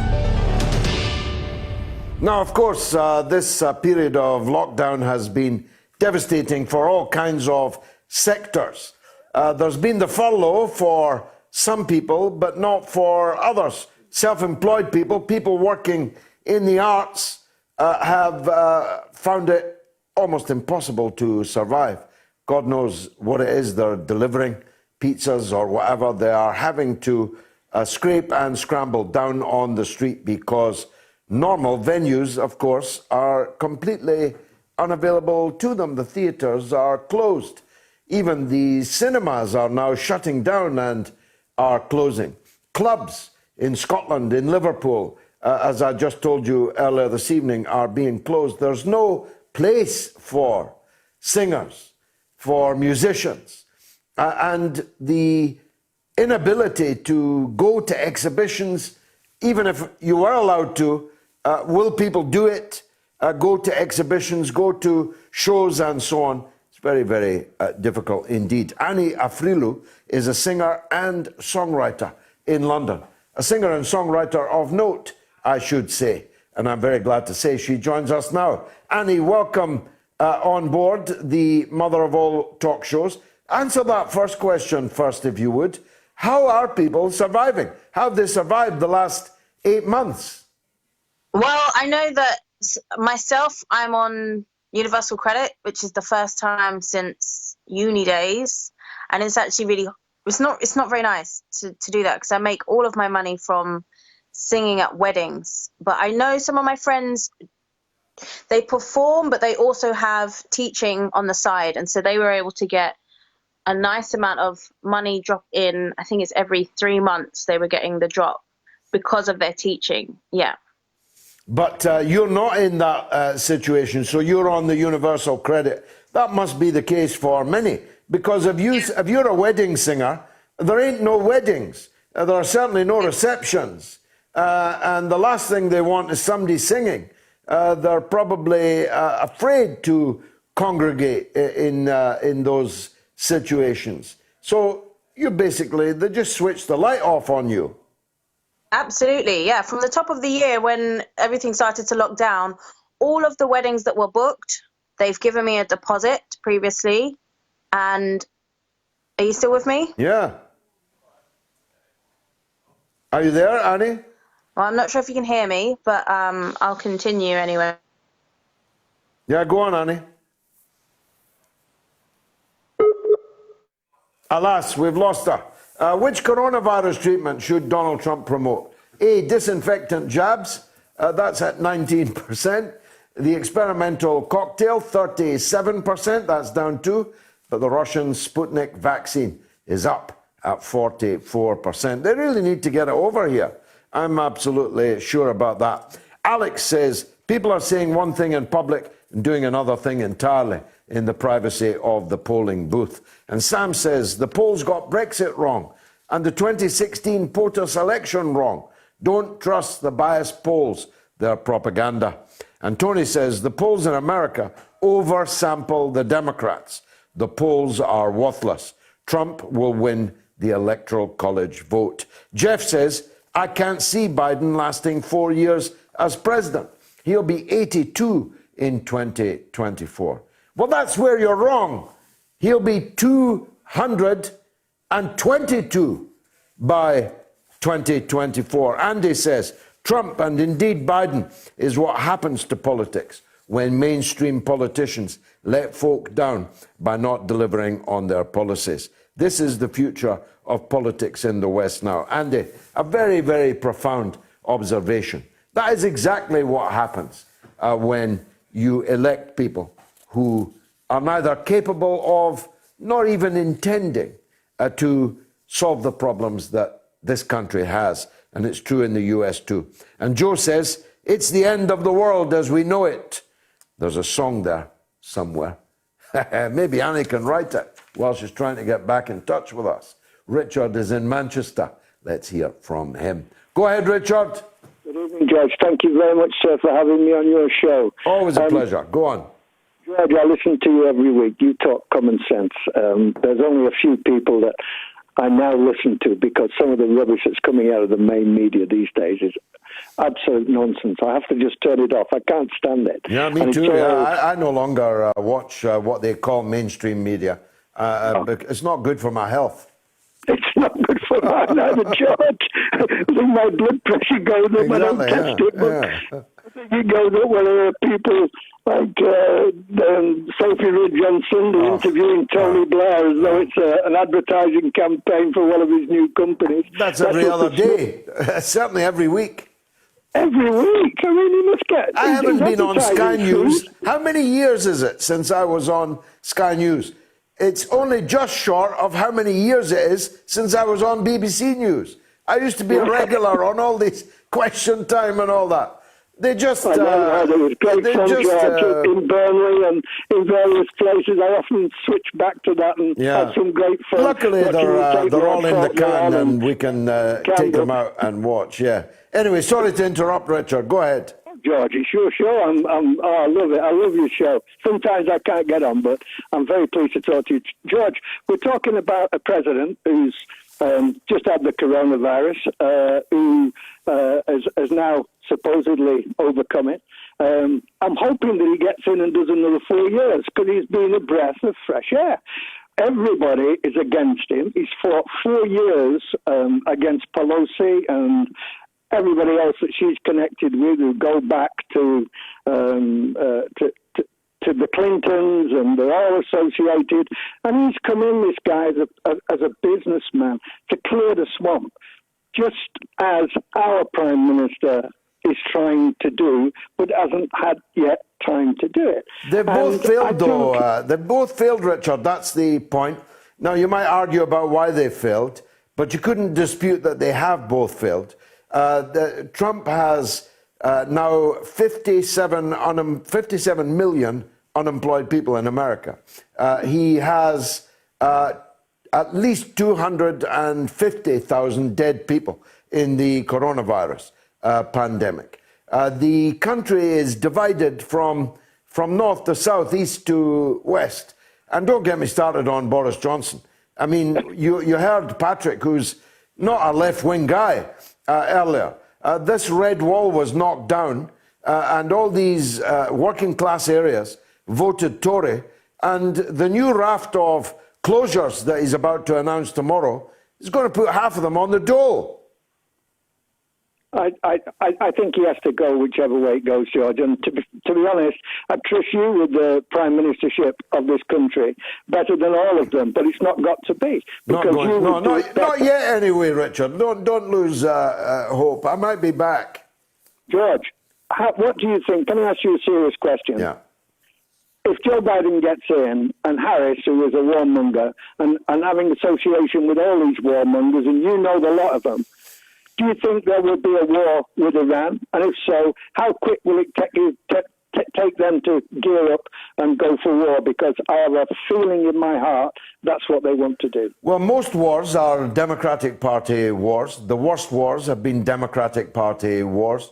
They murdered people all over the world, and yet they are supposed to be the more progressive of the two American parties. The Democrats would have been at war if Trump had not won in 2016, and that war would have been in Syria. I think they will not go to war with Iran. Paradoxically, I think they will repair relations with Iran, at least on the nuclear deal level. But they are absolutely determined to get back at Russia for what Russia didn't do in the 2016 elections. They are more likely to go with Russia, go to war with Russia. But Trump and Pompeo and so on look like they're prepared to go to war with China. So it's really, for me, Richard, I know this will disappoint you, this answer. For me, it's Tweedledee or Tweedledum. It's two sides of the same coin, or as I put it, two cheeks of the same backside.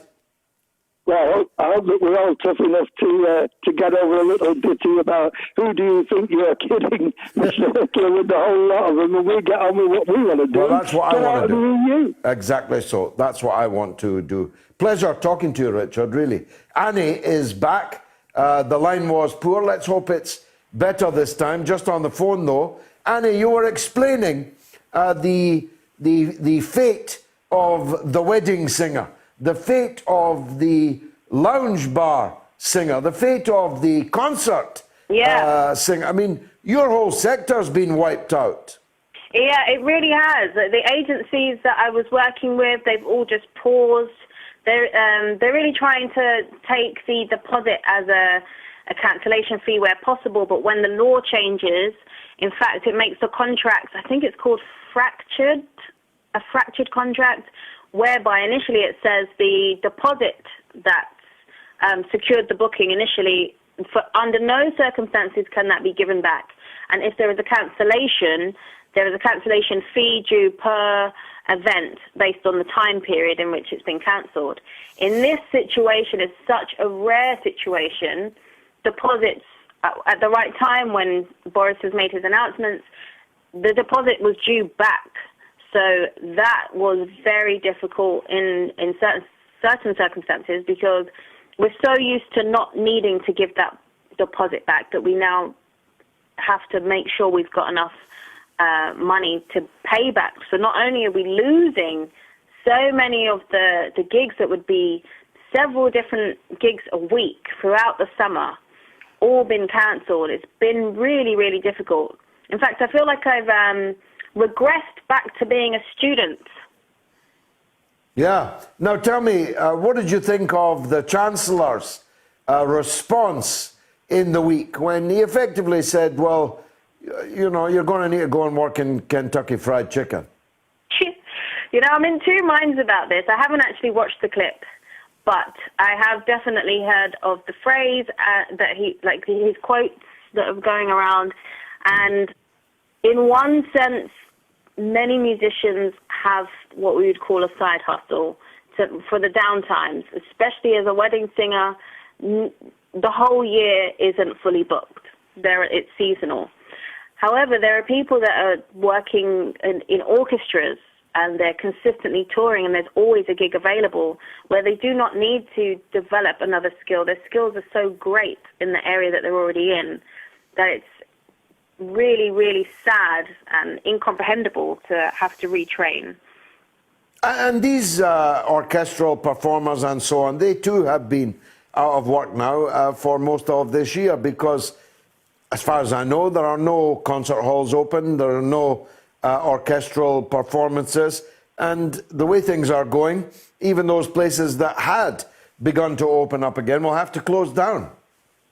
Yeah, that's really sad. I've seen actually the Jazz Cafe in Camden. They're doing a really amazing thing where they're offering, I think, tickets in advance for future gigs in order to save their premises. They were on the verge of closing down, but you can buy, I think, £500 will get you like a lifetime worth of tickets into their place and things like that. Because it's such a dire situation. Don't quote me on the £500 what that gets you, but they definitely did have packages where they're selling tickets in advance for shows they don't even know if they're able to host yet. Mm. So how are you keeping your vocal cords supple? Well, I've been recording at home. I'm an artist as well as a wedding singer, so singing at home, but really missing a crowd, you know. A lot of our work is purely about interaction and telling stories with people right there and talking to people, often drunk people that are in your face. So the whole culture of like my livelihood and what brings me so much joy is just completely gone. And we're really missing it because it's like a drug. You get a drug from singing and performing live to people and just enjoying their stories of the live performance as well. I feel for you, Annie, and I pray for an early return for you and all fellow artists. Thanks very much in difficult circumstances for joining us. Abdonari is in Leicester. Let's hear from Abdanari. Go ahead. Hello, George. Yes, go ahead, sir. Yeah, it's been nice to talk to you. I've been following you and speaking you different places and different shows for a long time. Good, very nice to hear from you. Yeah, I really appreciate what you do, and I think and all your ideas and the talk shows is brilliant. Thank you so much. God bless you. Thank you. Yes, and just about the American election, I hope I really hope that Joe Biden wins. Just because he's not Trump, or do you have a particular reason for liking him? And well, actually, I believe he has a lot of experience behind him, and he's against someone who has no experience about government job, and I think he will do well, and he will do well for American people and all over the world. You're not concerned he's several centuries old? No, not that much. I think even Trump is about same age. So it's not only for Joe Biden, it's all, but it's both of them. And it's really much better to have Joe Biden instead of Donald Trump. Thank you very much indeed for that call. And don't be a stranger. Call back anytime, either on the Sunday night show or on the Wednesday show. Now, Mike says, what are your thoughts about the SNP super spreader? That's the one I was talking about earlier. This is a woman, a member of Parliament for Rutherglen and Hamilton West, an area I know extremely well. She is the SNP separatist MP. She was amongst the most ferocious in demanding the resignation from his job of Dominic Cummings, the Prime Minister's advisor. I mean, she was literally frothing at the mouth about Dominic Cummings, and absolutely unequivocal that no outcome other than his absolute defenestration, dismissal from his job was acceptable. Now, there's a number of differences between the Dominic Cummings story and hers. Dominic Cummings is not an elected member of Parliament, but a civil servant. And the elected politician, in this case, Boris Johnson, refused to dismiss him. And that's where that ends. He didn't get on a train with a positive coronavirus test in his pocket and breathe the virus all over the train. He was in a car trying to, he said, get away from London for the sake of his child and his wife.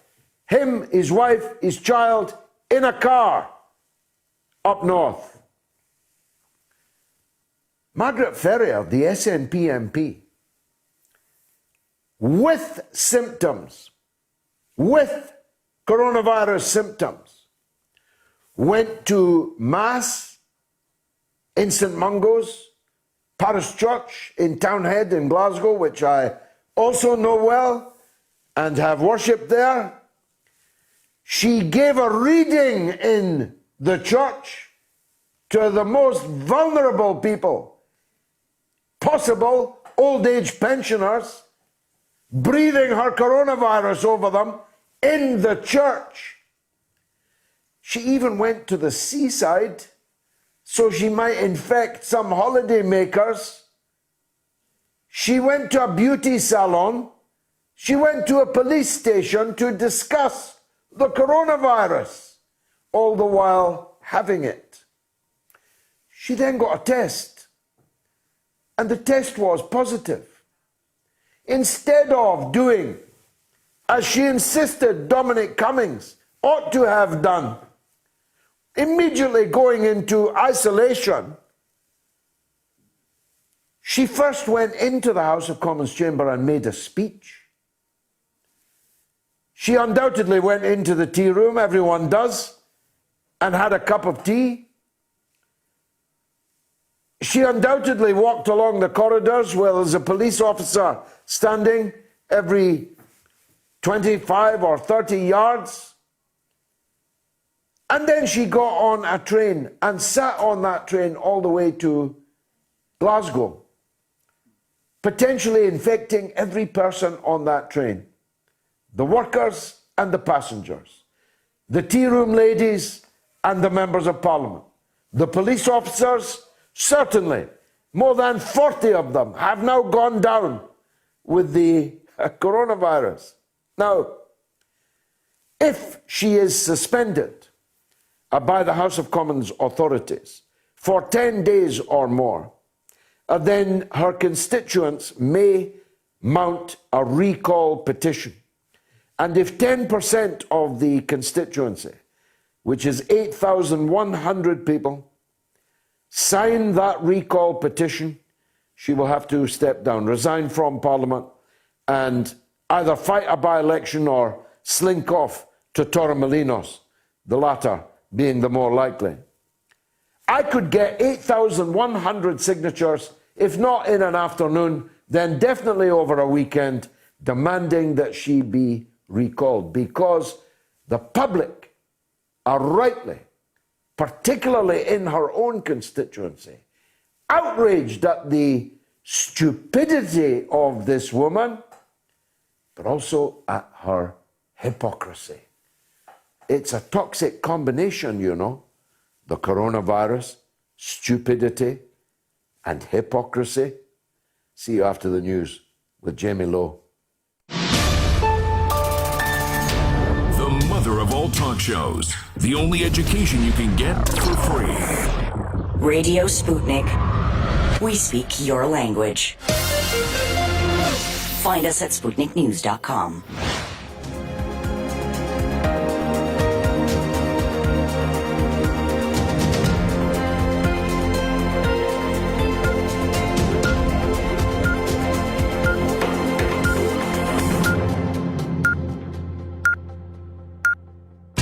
Radio Sputnik News.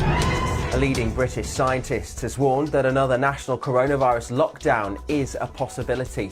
Professor Pete Horby said the UK was at a precarious point as COVID cases and hospital admissions continue to rise. His comments echo those of England's Deputy Chief Medical Officer, who said more deaths would follow and urged people to limit social contact. Prime Minister Boris Johnson is expected to announce tougher local restrictions tomorrow. In a statement to MPs, Johnson will outline plans for a three-tier system where each region in England is placed onto a tier based on the severity of cases in the area. The plans have already sparked opposition, with Labour MPs in Greater Manchester telling Johnson they would not support being placed under the harshest level of restrictions. On Saturday, 15,166 people in the UK were reported to have tested positive for coronavirus. That number up 1,302 on Friday's figure, according to the latest on the government's dashboard. There were a further 81 deaths, a decrease of 6 on Friday. In Scotland, more stringent measures are already in place. However, Scotland's hospitality minister has said there is no guarantee that pubs and restaurants across the central belt will reopen in 2 weeks' time. The Scottish government ordered their closure on Friday night as part of new COVID-19 restrictions. Fergus Ewing said he was acutely aware of the very serious adverse impact on the hospitality sector, but he said the restrictions were absolutely necessary and could continue past October 25th. Britain's Health Secretary Matt Hancock has denied claims that he broke the government's coronavirus drinking curfew by continuing to consume alcohol in the House of Commons bar after 10 p.m. A senior Tory MP told the Mail on Sunday newspaper that Hancock remained in the smoking room bar until at least 10:25 p.m. on Monday, despite House Speaker Sir Lindsay Hoyle insisting Commons venues must abide by the same curfew as all English pubs. The newspaper also reported Hancock arrived at the bar just before a 9:40 p.m. vote, ordered a glass of wine and joked, "The drinks are on me, but Public Health England are in charge of the payment methodology, so I will not be paying anything." Hancock's alleged reference to Public Health England came after he had addressed the Commons regarding the controversy over the organisation misplacing nearly 16,000 coronavirus test results. The Health Secretary spokesperson insisted the minister had not broken any curfew rules. US President Donald Trump is no longer a COVID transmission risk to others, the White House physician has said. Sean Conley's memo is the first update on Trump's health since Thursday. There had been concerns that he might still be contagious following his 3-day hospital stay. However, the statement did not say whether Mr. Trump had tested negative for COVID-19. He is due to face Democratic challenger Joe Biden in the presidential election in less than a month on November 3rd. Polling suggests Biden has a 10-point lead over Trump nationally. However, his lead in some key swing states is narrower. More than 214,000 Americans are known to have died of COVID-19. To Brazil now, and the number of people to have died from COVID-19 there has passed 150,000, according to the country's health minister. Brazil has the second highest coronavirus death toll in the world after the US, and the third highest number of cases after the US and India. The country has also passed 5 million total infections earlier this week. President Jair Bolsonaro has been accused of downplaying the risks of the virus throughout the pandemic, ignoring expert advice on restrictive measures. Brazil has by far the highest number of deaths in South America. A bus has collided with a train in Thailand, killing 18 people and injuring dozens more, officials say.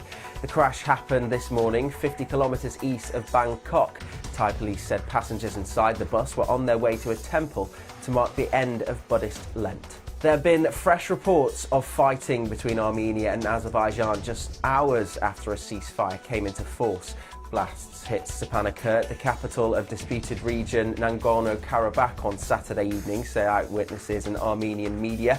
Both sides have previously accused the other of continuing bombardments after 2 weeks of fighting.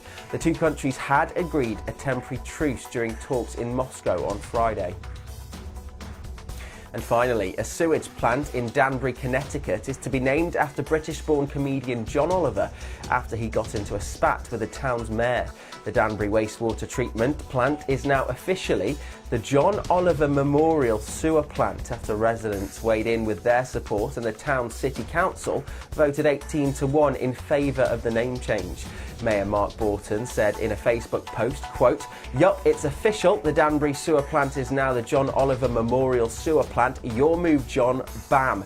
The host of HBO's Last Week Tonight with John Oliver went after Danbury on his August 18th show during a segment on racial disparities on juries. In Oliver's anti-Danbury rant, he noted that he only knew 3 things about the Connecticut town. USA Today ranked it the second best city to live in 2015. It was once the centre of the American hat industry, and if you're there, you have a standing invite to come and get a thrashing from John Oliver, children included. Blank, blank, blank you, Oliver said.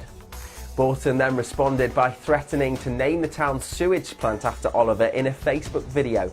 He said, quote, "Behind me you see the City of Danbury Sewer Plant. We're going to rename it the John Oliver Memorial Sewer Plant." Why, Broughton asked. "Because it's full of blank, blank, blank, just like you, John." Oliver didn't back down. He upped the stakes, offering to donate $55,000 to local charities if the mayor followed through on his offer and the city accepted. That is the latest here on Sputnik News. I'm Jamie Lowe.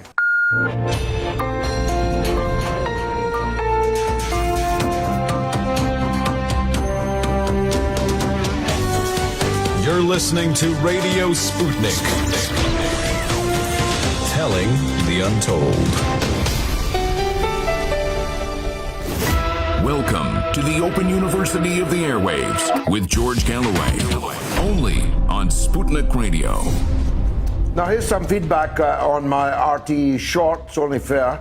Andrew says the polls and media have done this with Trump and Brexit and general election predictions. They're all massively wrong. The only way Trump won't get back in is if he is wiped out or they fiddle with the postal vote. And Terry says, many people are reluctant to admit they support Trump. He's despicable and they know it, so they keep it to themselves. And Lloyd says, interesting. I wouldn't be surprised if Trump did it again. His opponent is very wooden. That's an understatement. Darren says they're called submarine voters. They pop up at the last minute and wreak destruction. And Michael says Biden will win. People are fed up with the divisiveness and idiocy of Trump. They want a normal person in the White House who does not embarrass them every day with stupid tweets. And, well, you know, Biden's been in the US Senate for 47 years. He's a multi-millionaire. I'm not sure how he qualifies as a normal person. Tony says, where I live in Virginia, they are college educated and consider themselves middle class. They are voting for Trump for economic reasons, namely the stock market. Their retirement portfolios are looking good and their taxes. They don't care what else he does as long as they are doing well. For how long is anyone's guess? Good point, actually. Now, haunting us all night, indeed all day, and every day, is the coronavirus. We're going to deep dive into it now with Moats medic, Dr. Ranjit Brar.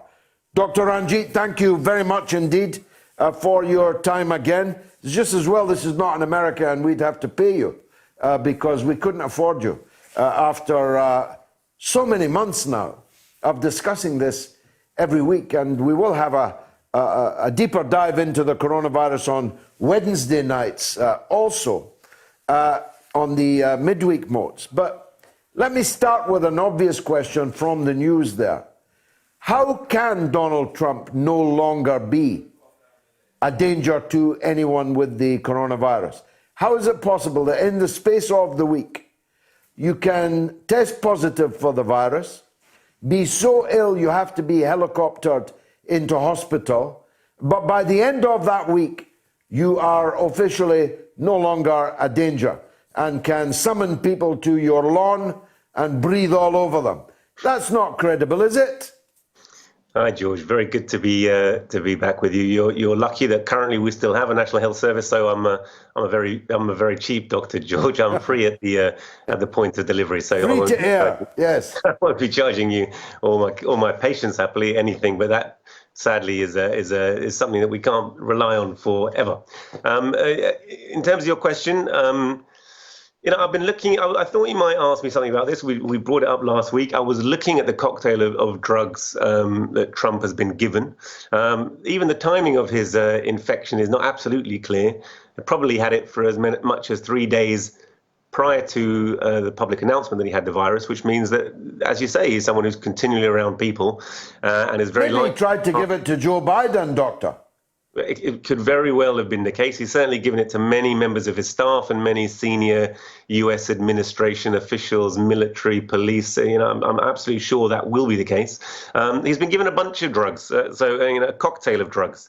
He's been given dexamethasone, which is a steroid, which is well-known and has been shown in terms of intensive care to be good for patients who are extremely critically unwell, including those with COVID, though not necessarily, he doesn't really fit into that, but it's a possibly immunosuppressive drug. He's been giving Regeneron, which is a couple of synthetically produced antibodies which are supposed to target the spike protein of the coronavirus. That's an experimental drug which is not generally available. And that's the one he's been involved in some controversy for, because he apparently also has links to the CEO. He probably has links to many CEOs, to be fair. But since he's announced that, Regeneron is the wonder drug, he's a bit confused about what a therapeutic is. So he keeps on saying he doesn't call it a therapeutic, he calls it a cure. But this kind of PR that he's been giving to it has resulted in an increase in its share price. And there's some question of insider trading. But I think nothing will come of it, probably.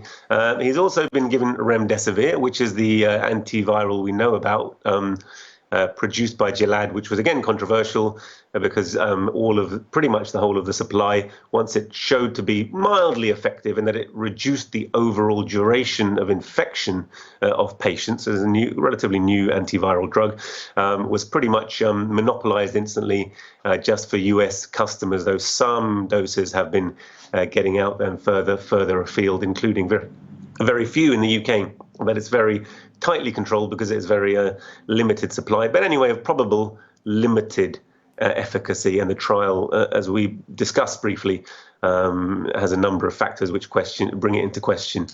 He's been given some vitamins. I have many people who think that there's some element of conspiracy around the virus itself. Said you simply have to take vitamins, and it's true to say that vitamin D, along with zinc and vitamin C, vitamin D in particular is very good for the immune system. We probably know that the majority of patients who have tuberculosis in the northern hemisphere in Britain are patients who've had a chronic infection that's reactivated because they become vitamin D insufficient. And that's particularly the case with Afro-Caribbean and Asian population whose skin makes it hard for them to synthetically generate the active form of vitamin D, which is essentially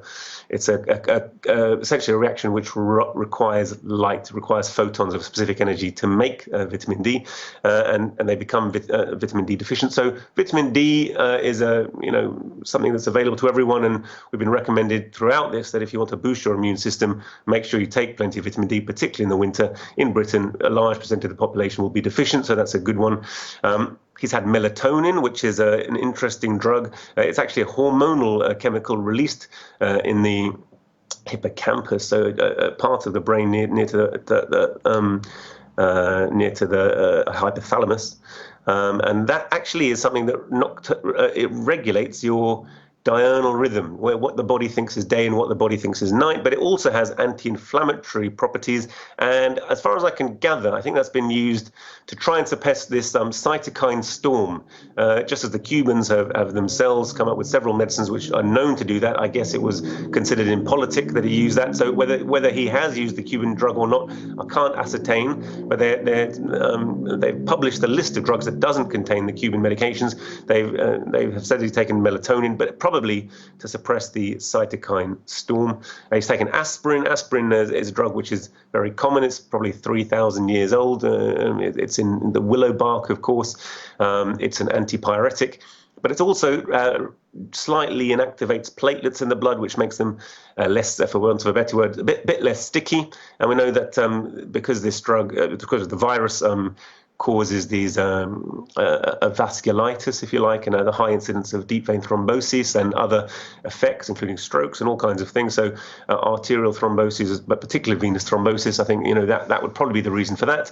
And then he's been some H2 receptor antagonists, which are essentially antacids, the slightly older form of antacid before the date of proton pump inhibitors, but acting essentially on the proton pump, within the gastric mucosa to reduce the acidity of the stomach. It may simply just be, in the case of a general drug, especially when he's taking aspirin, to limit the effects on the stomach. So a cocktail of drugs, including some experimental ones and antibodies which specifically target the virus, may well be responsible for a decrease in viral load. But I think you're absolutely right. There's no reason, that the general instructions that we're given, which are, if you have the virus, you should self-isolate for 14 days, should absolutely apply to Donald Trump. They've not published, as far as I'm aware, any kind of test to show that he's tested negative, and I think it's extremely unlikely that they'd be able to provide one under any circumstances.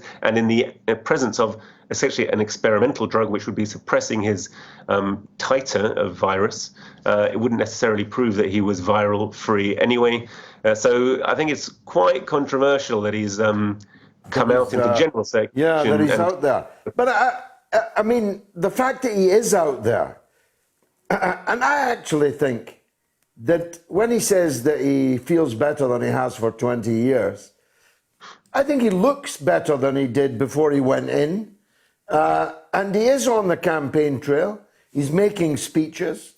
He sounds coherent, or at least as coherent as he ever does, which is a different thing, I know. It seems to have worked, Doctor, no? I mean, it's interesting. There are side effects of drugs. Dexamethasone is a drug which can induce mania. Trump probably... Oh, my God. You probably didn't need that.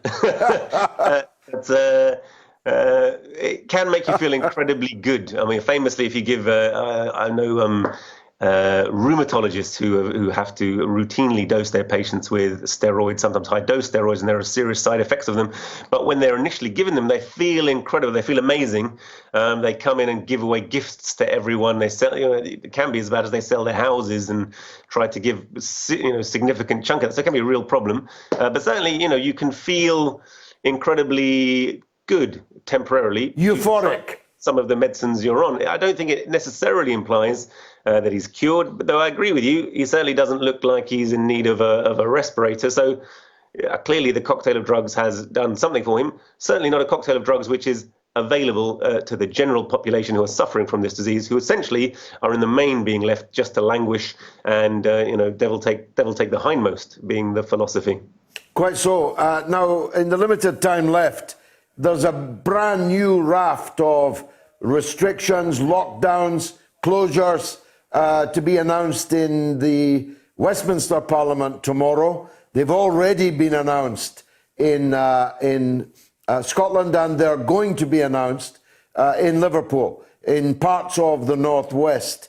How serious is that?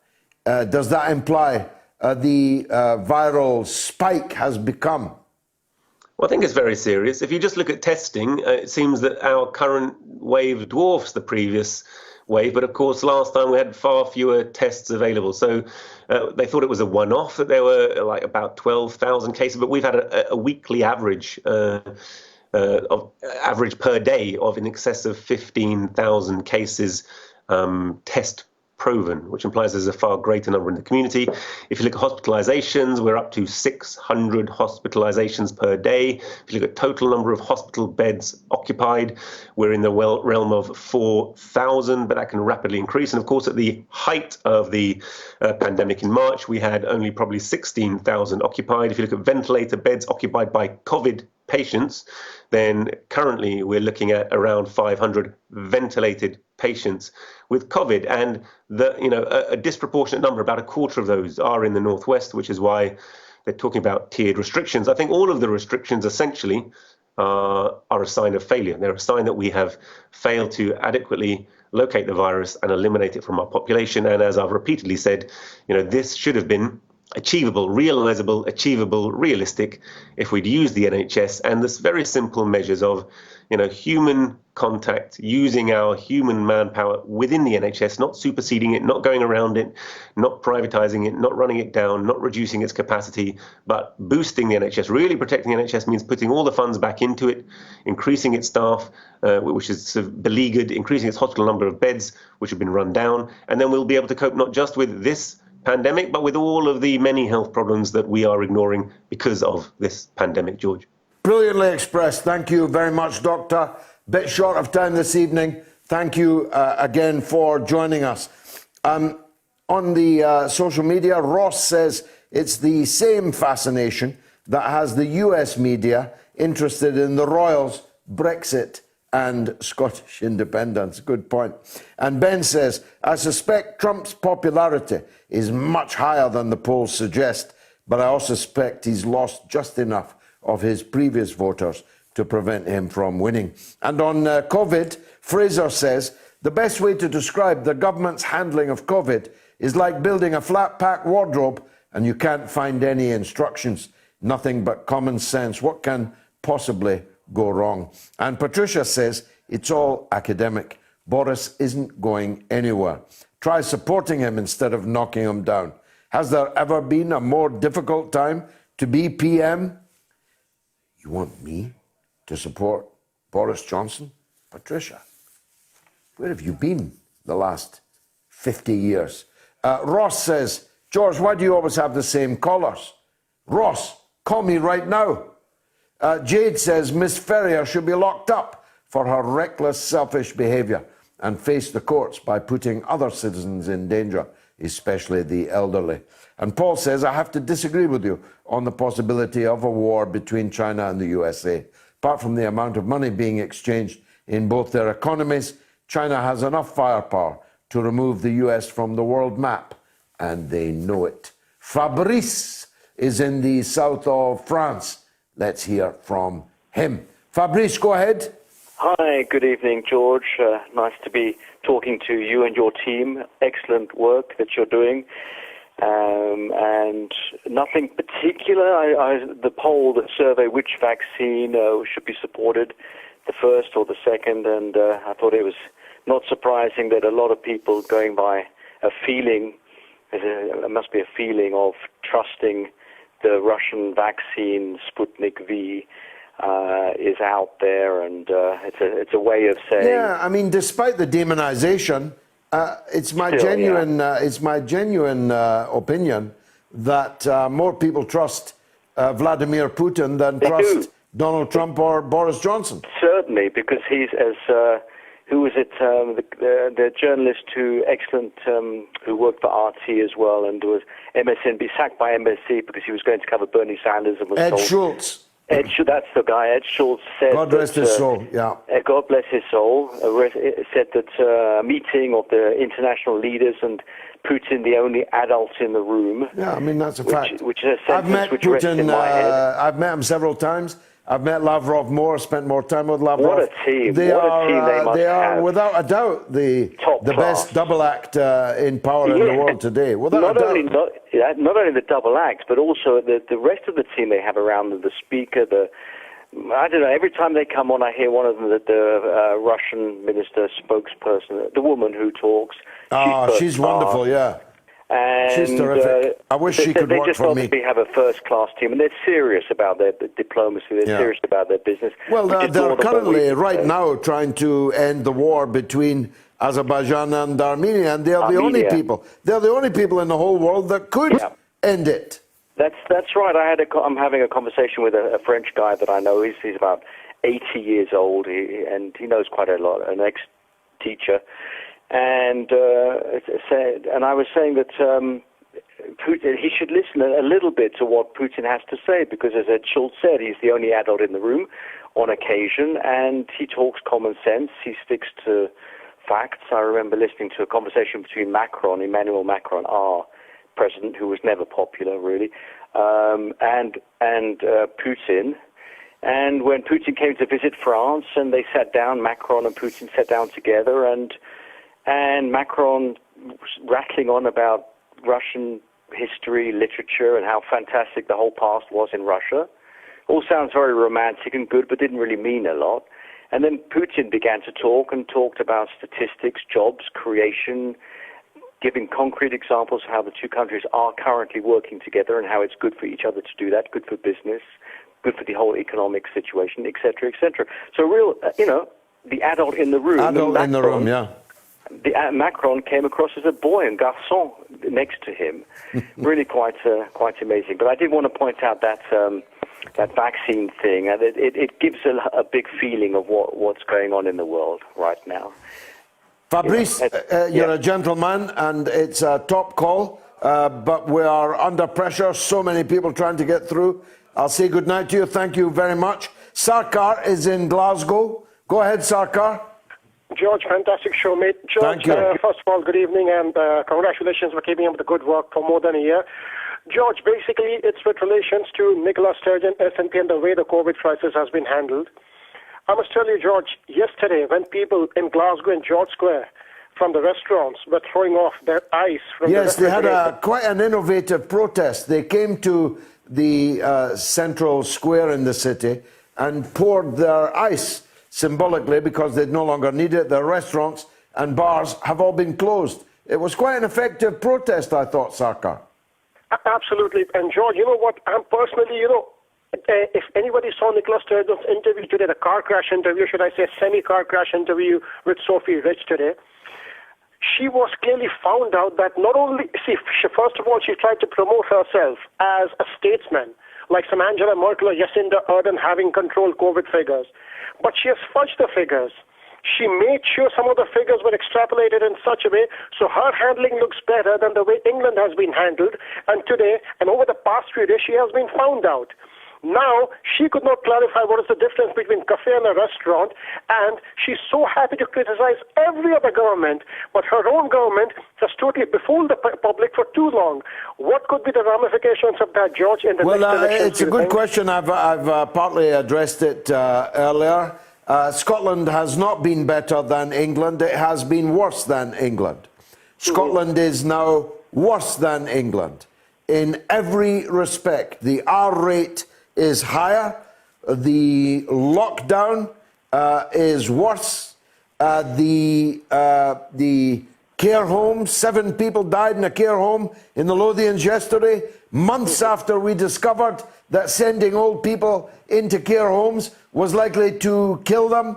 The performance on care homes, the R rate, the bringing back of all these thousands of students who had no need to come back to their halls, could have had their first. My own grandson started university a couple of weeks ago at the School of Oriental and African Studies. He's not set foot in the place. He's sitting at home, doing it all online, doing it all by Zoom, on the internet. Why did all these thousands of Scottish students have to go back and then catch the coronavirus or have to isolate themselves in a cell called student accommodation, not allowed to go to the pub, not allowed to go to the restaurant, and now the restaurant and the pub are actually closed? Sarkar, thanks for the call. As always, let's take a 60-second break, that's all. Radio Sputnik. Want to talk? Get in touch with us at radio@sputniknews.com. We are talking 24 hours a day, 7 days a week. You are listening. We give you the most essential out of the endless information space. Radio Sputnik. Telling the untold. Radio Sputnik. We speak your language. Find us at SputnikNews.com.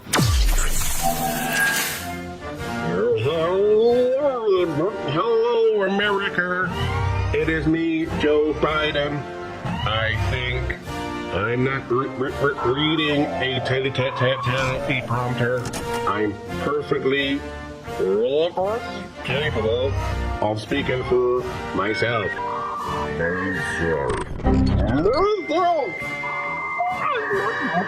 Myself. Radio Sputnik. George Galloway and the mother of all talk shows. Join us at the College of Knowledge, where there are no tuition fees.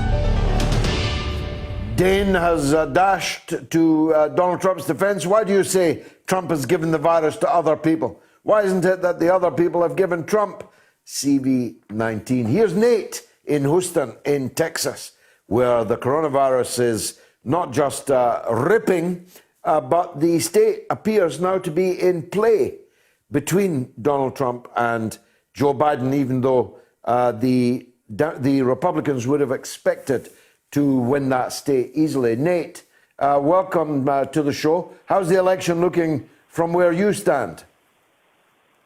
Hi, George. I'm in South Texas, and I can tell you right now that it doesn't seem to me like the support for Donald Trump has gotten any less pervasive. Where I live, it's only pretty much Trump signs that I see. Now, I think that there is a divide because the Hispanic population, the minority population is very solidly against Trump. But, the people who are more affluent, the white people, they are very much in Trump's camp. And I think that, the real problem here is that the Democratic Party does not represent ordinary people anymore, and their main objective, the whole reason why they had the primary, was to defeat the left, to defeat Bernie Sanders, and then put, really the most right-wing Democrat we've ever seen in this country in a position of power, as the opposition to Trump. And they may be able to beat Trump, they may not. But if they do beat Trump and Joe Biden doesn't enact reforms that help people, it's going to be an absolute disaster because the right-wing backlash is already furious. I mean, we're seeing right-wing militia. And you might now, you see, defeating Trump isn't the end, especially if you defeat him, the Democrats defeat him in highly contended, controversial circumstances, and he's effectively marched out of the White House by the army or something. This will actually energize the right, not de-energize them. And the next Trump might be better, might be a more polished figure than Donald Trump.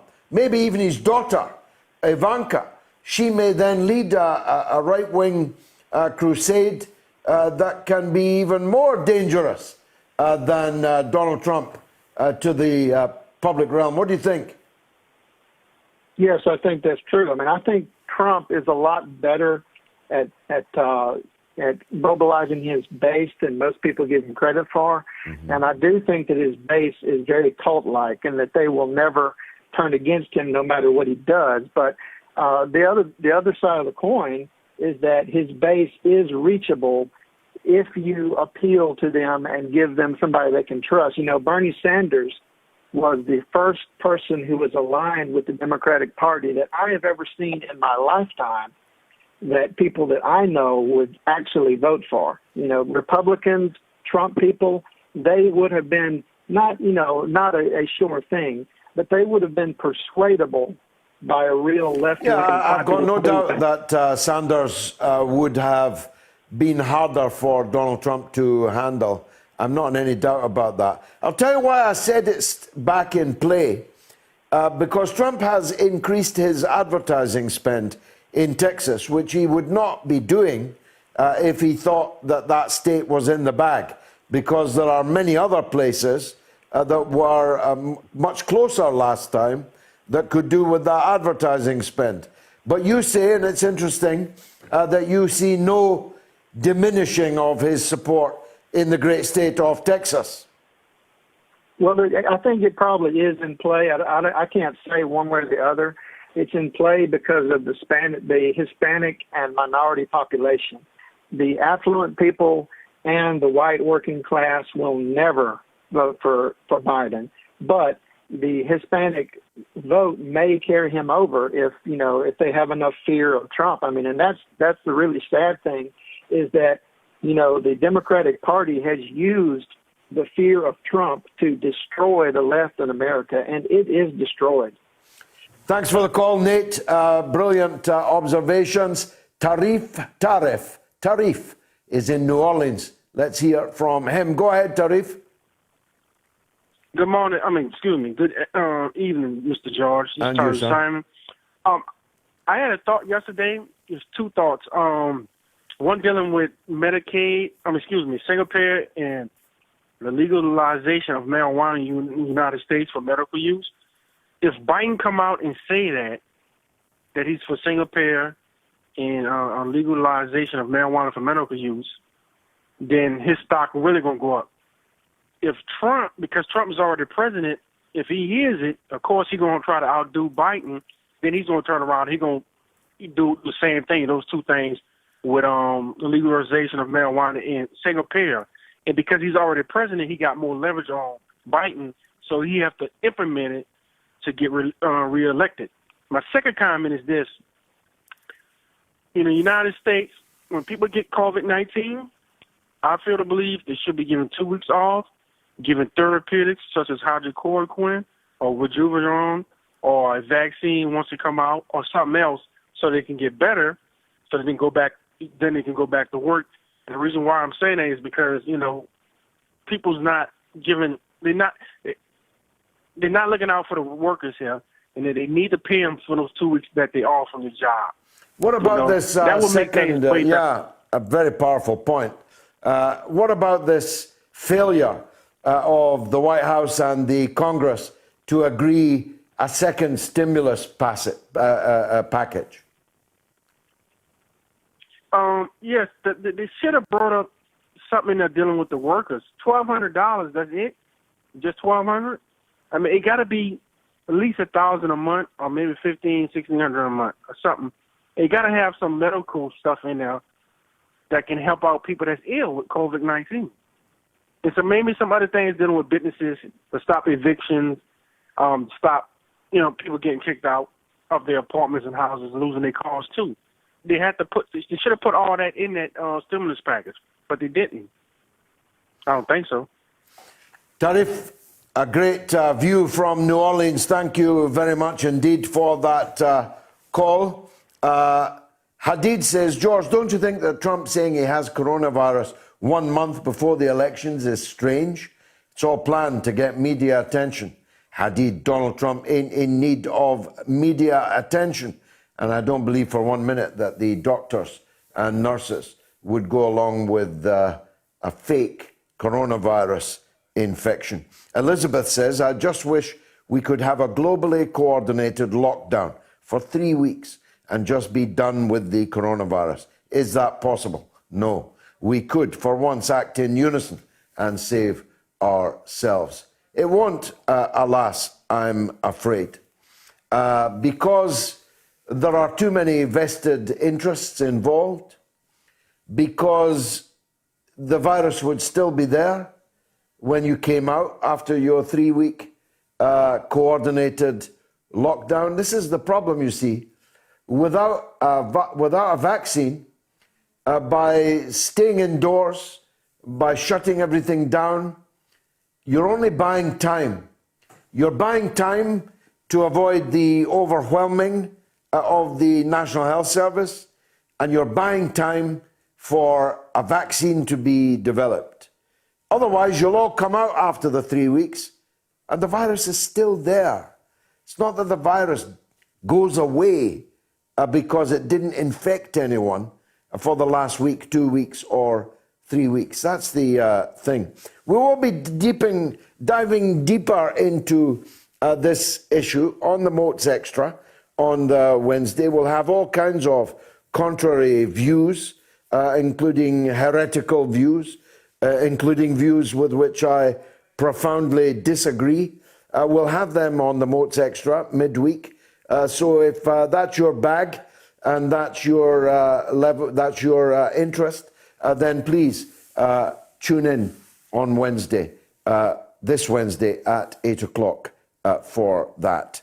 Dan says the government expect people to follow the rules. Then they need to publicly denounce those in lofty positions that flout it. Nothing was done about Cummings or Boris's father. The MP for Lanarkshire showed a wanton disregard for others and should be publicly prosecuted. Well, she has actually reported herself to the police and to the parliamentary authorities, and both are no doubt conducting investigations right now. And Joe says Boris is to announce his 3 tiers tomorrow. Lots of unhappy people in the north. And Ray says, I'm sick of people undermining this virus. Corona is a killer. My wife's brother-in-law passed away in Missouri at 3 p.m. today after being on a respirator for a month. His family is distraught. My condolences, Ray, on that to you and your wife and the others in the family. There's no doubt that it is a killer. There is no doubt that it is a debilitator. And we don't yet know what the long-term effects of what they call the long COVID, perhaps long months, even years after this virus has infected people, it may begin to shorten and destroy the quality of their lives. Mark is in North Carolina on the American election. Go ahead, Mark.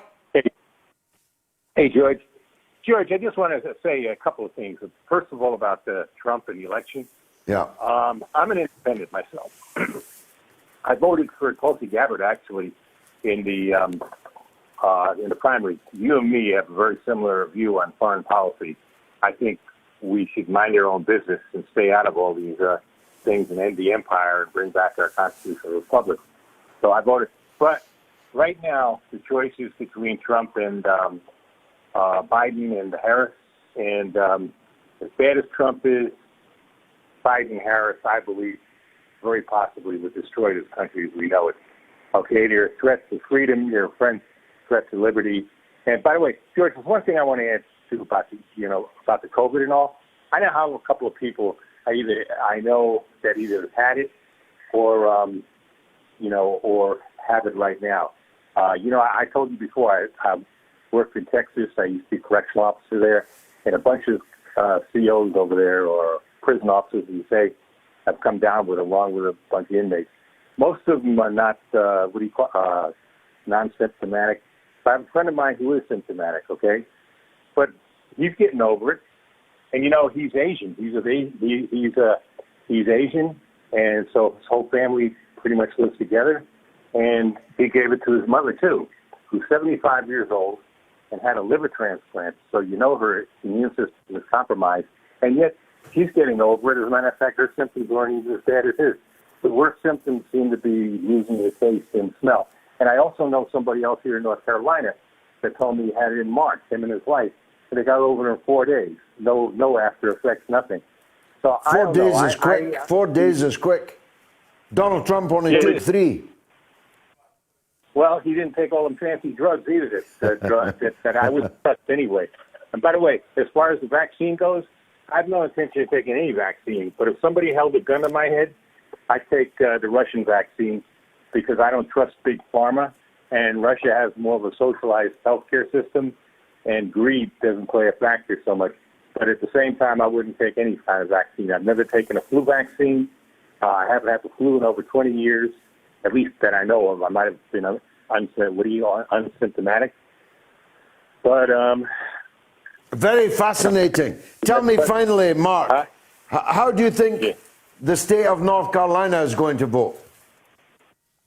From everybody I talked to, I think we're going to go for Trump, and I definitely want to get rid of this governor who put a mask mandate on. He's got to go, and a lot of people feel the same. Most people that I talk to feel the same way. This governor also, we could have had constitutional carry as far as guns, carrying a firearm goes, and he vetoed that. So, most people, I believe most people in North Carolina are going to vote for. Why do you want to carry a gun, Mark? Not what I want to carry a gun or not. I want the freedom to do it. If I normally don't carry it out of the house anyway, though here you could without a license as long as it's not concealed. But I like having it at home. I had an incident a couple of years ago when somebody came tried to trespass on me, actually with their vehicle at 1 o'clock in the morning. I didn't call the police. I called them later to report what happened. I went out and confronted them, and they sped away in their car, and that was it. No problem. I have 2 big dogs and a shotgun. So, that's pretty much they got the message and get out of there. I'd get that message, definitely. Mark, thanks very much indeed for the call. Gloria, finally a woman caller tonight and a new caller from Southport. Gloria, you're particularly welcome. Hello, it's lovely to talk to you. That's the highlight of my week. How wonderful. Thank you. Every Sunday I look forward to watching your show. Thank you. Now, the reason I'm very concerned about further education colleges, because it's the elephant in the room. We hear about the universities, but nobody is concentrating on the danger of further education colleges. My daughter is a lecturer in one, and students frequently refuse to wear a mask. Some of these students actually are in the workplace because they're plumbers, bricklayers, and then they come into college. The rooms are not adequately ventilated, which is a real problem. So even if you put students into bubbles, there might be one bubble in the morning and another bubble in the afternoon. They come from different parts of the college and they're studying different things, but it's the poor ventilation. And I think it's wrong for this to continue because the students are coming in on public transport, and then they're coming from Southport to Maghull, to Crosby, to Bootle, all areas of Merseyside. And it's a danger that is not necessary because for many of them it could be remote learning. Yeah, I'm completely with you on that, Gloria. And I want to move on to another issue with you. But let me just say that the colleges sector is the Cinderella, is the poor relation of the education sector, not just in this, but in many other things. It's a particular interest of mine, because I think fewer people should be going to university and more should be going to the kind of college that your daughter is working in. Because frankly, we need more people who are technically educated in practical subjects. I strongly believe that, Gloria. But what I can't understand, I have the Trace and Track app on my telephone, and it says I'm in a high-risk area, and yet just 3 minutes away from where I live is the college, and yet the students are milling around, not taking the COVID seriously, in my opinion. Wow. And I have also... Where do you stand, Gloria, on the, because time is running, where do you stand on the new regulations which will be announced tomorrow and will presumably take in Southport? Well, I feel that the economy is being wrecked because I think in many ways the COVID has increased with the children going back to school and students going back to college. But no, I appreciate that young children do have to go back to school because their parents often are key workers. But the 17 to 24 or 25-year-olds, they don't need to be looked after at home. They can be at home with their computers. And they're of a generation which has used a computer from being tiny. I've written to Damien Moore. I was very concerned about this, and he acknowledged the letter the next day, but nothing has been done. I asked him, I've written 2 letters to him, quite long letters about this. But bravo, Gloria, bravo. You're a breath of fresh air on the show tonight. Don't be a stranger. Make a Can regular. I just tell you this before I go? Yeah. My daughter, I was 80 2 weeks ago on Saturday, and because my daughter respected the fact that I should, be cared for, she couldn't even come into my garden. So that I couldn't see my daughter on my 80th birthday because she respected my safety. And yet just down the road, 2 minutes away, this is going on with the college. It's not necessary. It's not necessary. They should treat the colleges the same as the universities, and they should be allowed to remote learn at home. Amen. And I'm so sorry to hear that about your birthday. A belated happy birthday to you. I'd rather talk to my daughter on the telephone than be dead with COVID. You are a star. Thank you very much for that call. Quite wonderful. Jalal is in Manchester. Go ahead, Jalal. Hi, George. Long time admirer. Thank you. Regarding the US election. Yes, sir. If there is turmoil,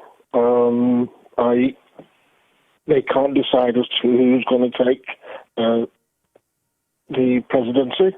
Yeah. How about appointing Juan Guaido? What a very good suggestion. There's at least as much of a case for that as there was for appointing Juan Guaido as the president of Venezuela. After all, he has far more support in the United States than he does in Venezuela. And the allies would also appoint him, wouldn't they? Yeah, in fact, we could be prime minister here. Why not? I'm surprised. Boris Johnson, being an Etonian, is acting as if he's from Battersea, Dogsall. Yeah, I mean, he's actually a deflated man. He's not the man he used to be, as that wonderful song says. One would, being an Etonian, that within itself should mean something to him. And yet he's a lackey following Donald or whoever. Like he's from Battersea Dogsall. He got his education from Battersea Dogsall. You've put your finger on something I omitted to say earlier to Patrick Christie's, which is this. Boris Johnson has very much thrown his lot in with Donald Trump, having, previous to Trump's victory, slandered him on television, radio, and in print, said he would avoid going to New York City in case he bumped into Donald Trump. But in the last 4 years, Boris Johnson has done one of many U-turns that he's done on the issue of Trump. And he's now, the terrible twin. And Trump made a statement earlier in the week that he'd just spoken at length on the phone to Boris Johnson, his great friend and ally. What happens if Joe Biden wins on the 3rd of November? That's actually going to leave the British government rather dangerously exposed to having been extremely partial towards Donald Trump. Well, there's always MBS in the line there, isn't there? He's good friends with all the Democrats. Well, people like MBS, the Crown Prince of Saudi Arabia, thanks very much, Jalal. They are friends with everybody, and everybody is friends with their money. The Democrats cannot be counted on to be less slavish to the bone crushers and head choppers of Saudi Arabia. They cannot. They appear at this moment in time to be more hostile to people like MBS or other tyrannies around the world, but that cannot be counted on. Because to quote Bob Dylan, money doesn't talk, it swears. And these people swear a lot. A legend is on the line. I like to finish the show every week with the legend that is Norma in Bristol. Norma, welcome back. Hello, George. Hi. Not a lot of time. I've just got 3 points. Go ahead. First one is the ear gate, because of my ear. Yes, about you were deaf on one side and your husband was deaf on the other side, as I recall. Perfect marriage, Norma. I often pretend I'm deaf in one ear. Oh, that's a male thing, that is. Yeah, I think so, yeah. But quickly, I did have to pay £90 for my 2 ears and £24 in taxis, and my surgery is only 5 minutes away, so that's done, I can hear. The next point, George, because we haven't got much time, is, this Moots Extra on Wednesday? Yes. Well, I'm a bit concerned about putting my bank card details onto the computer or Facebook. Is there any other way that we can You can pay? do it on Patreon. You don't have to do it on Facebook. I don't know what Patreon is. Look it up, Patreon and / George Galloway. It's very easy to find. It's easier. All right. And you can pay $5 a month, which is, about £4 maybe, just a bit over, for a whole month. And you can look back at previous editions and so on. Whereas if you're on Facebook, it's pay-per-view, 65 pence for English people, $1 for Americans. It's not the money, George. It's putting my details. I know. But you do it presumably to buy things online, don't you? I'm a bit nervous about it, really. Really? I am nervous about it. Well, I hope there's not too many nervous people, or the show will be a flop. It wouldn't be a show without you, Norma.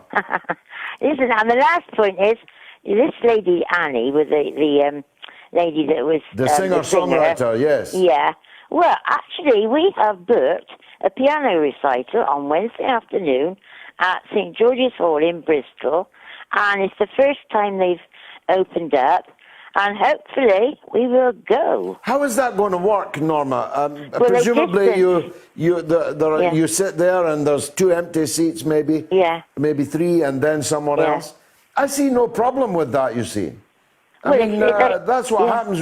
It's actually better than what happens when you get on a bus, or you get on the train, or you go into the co-op. And it'll make a nice change, George, just to get out, Yeah, without a doubt. I mean, I am feeling culturally starved. I really am. No sound there, you don't sound it.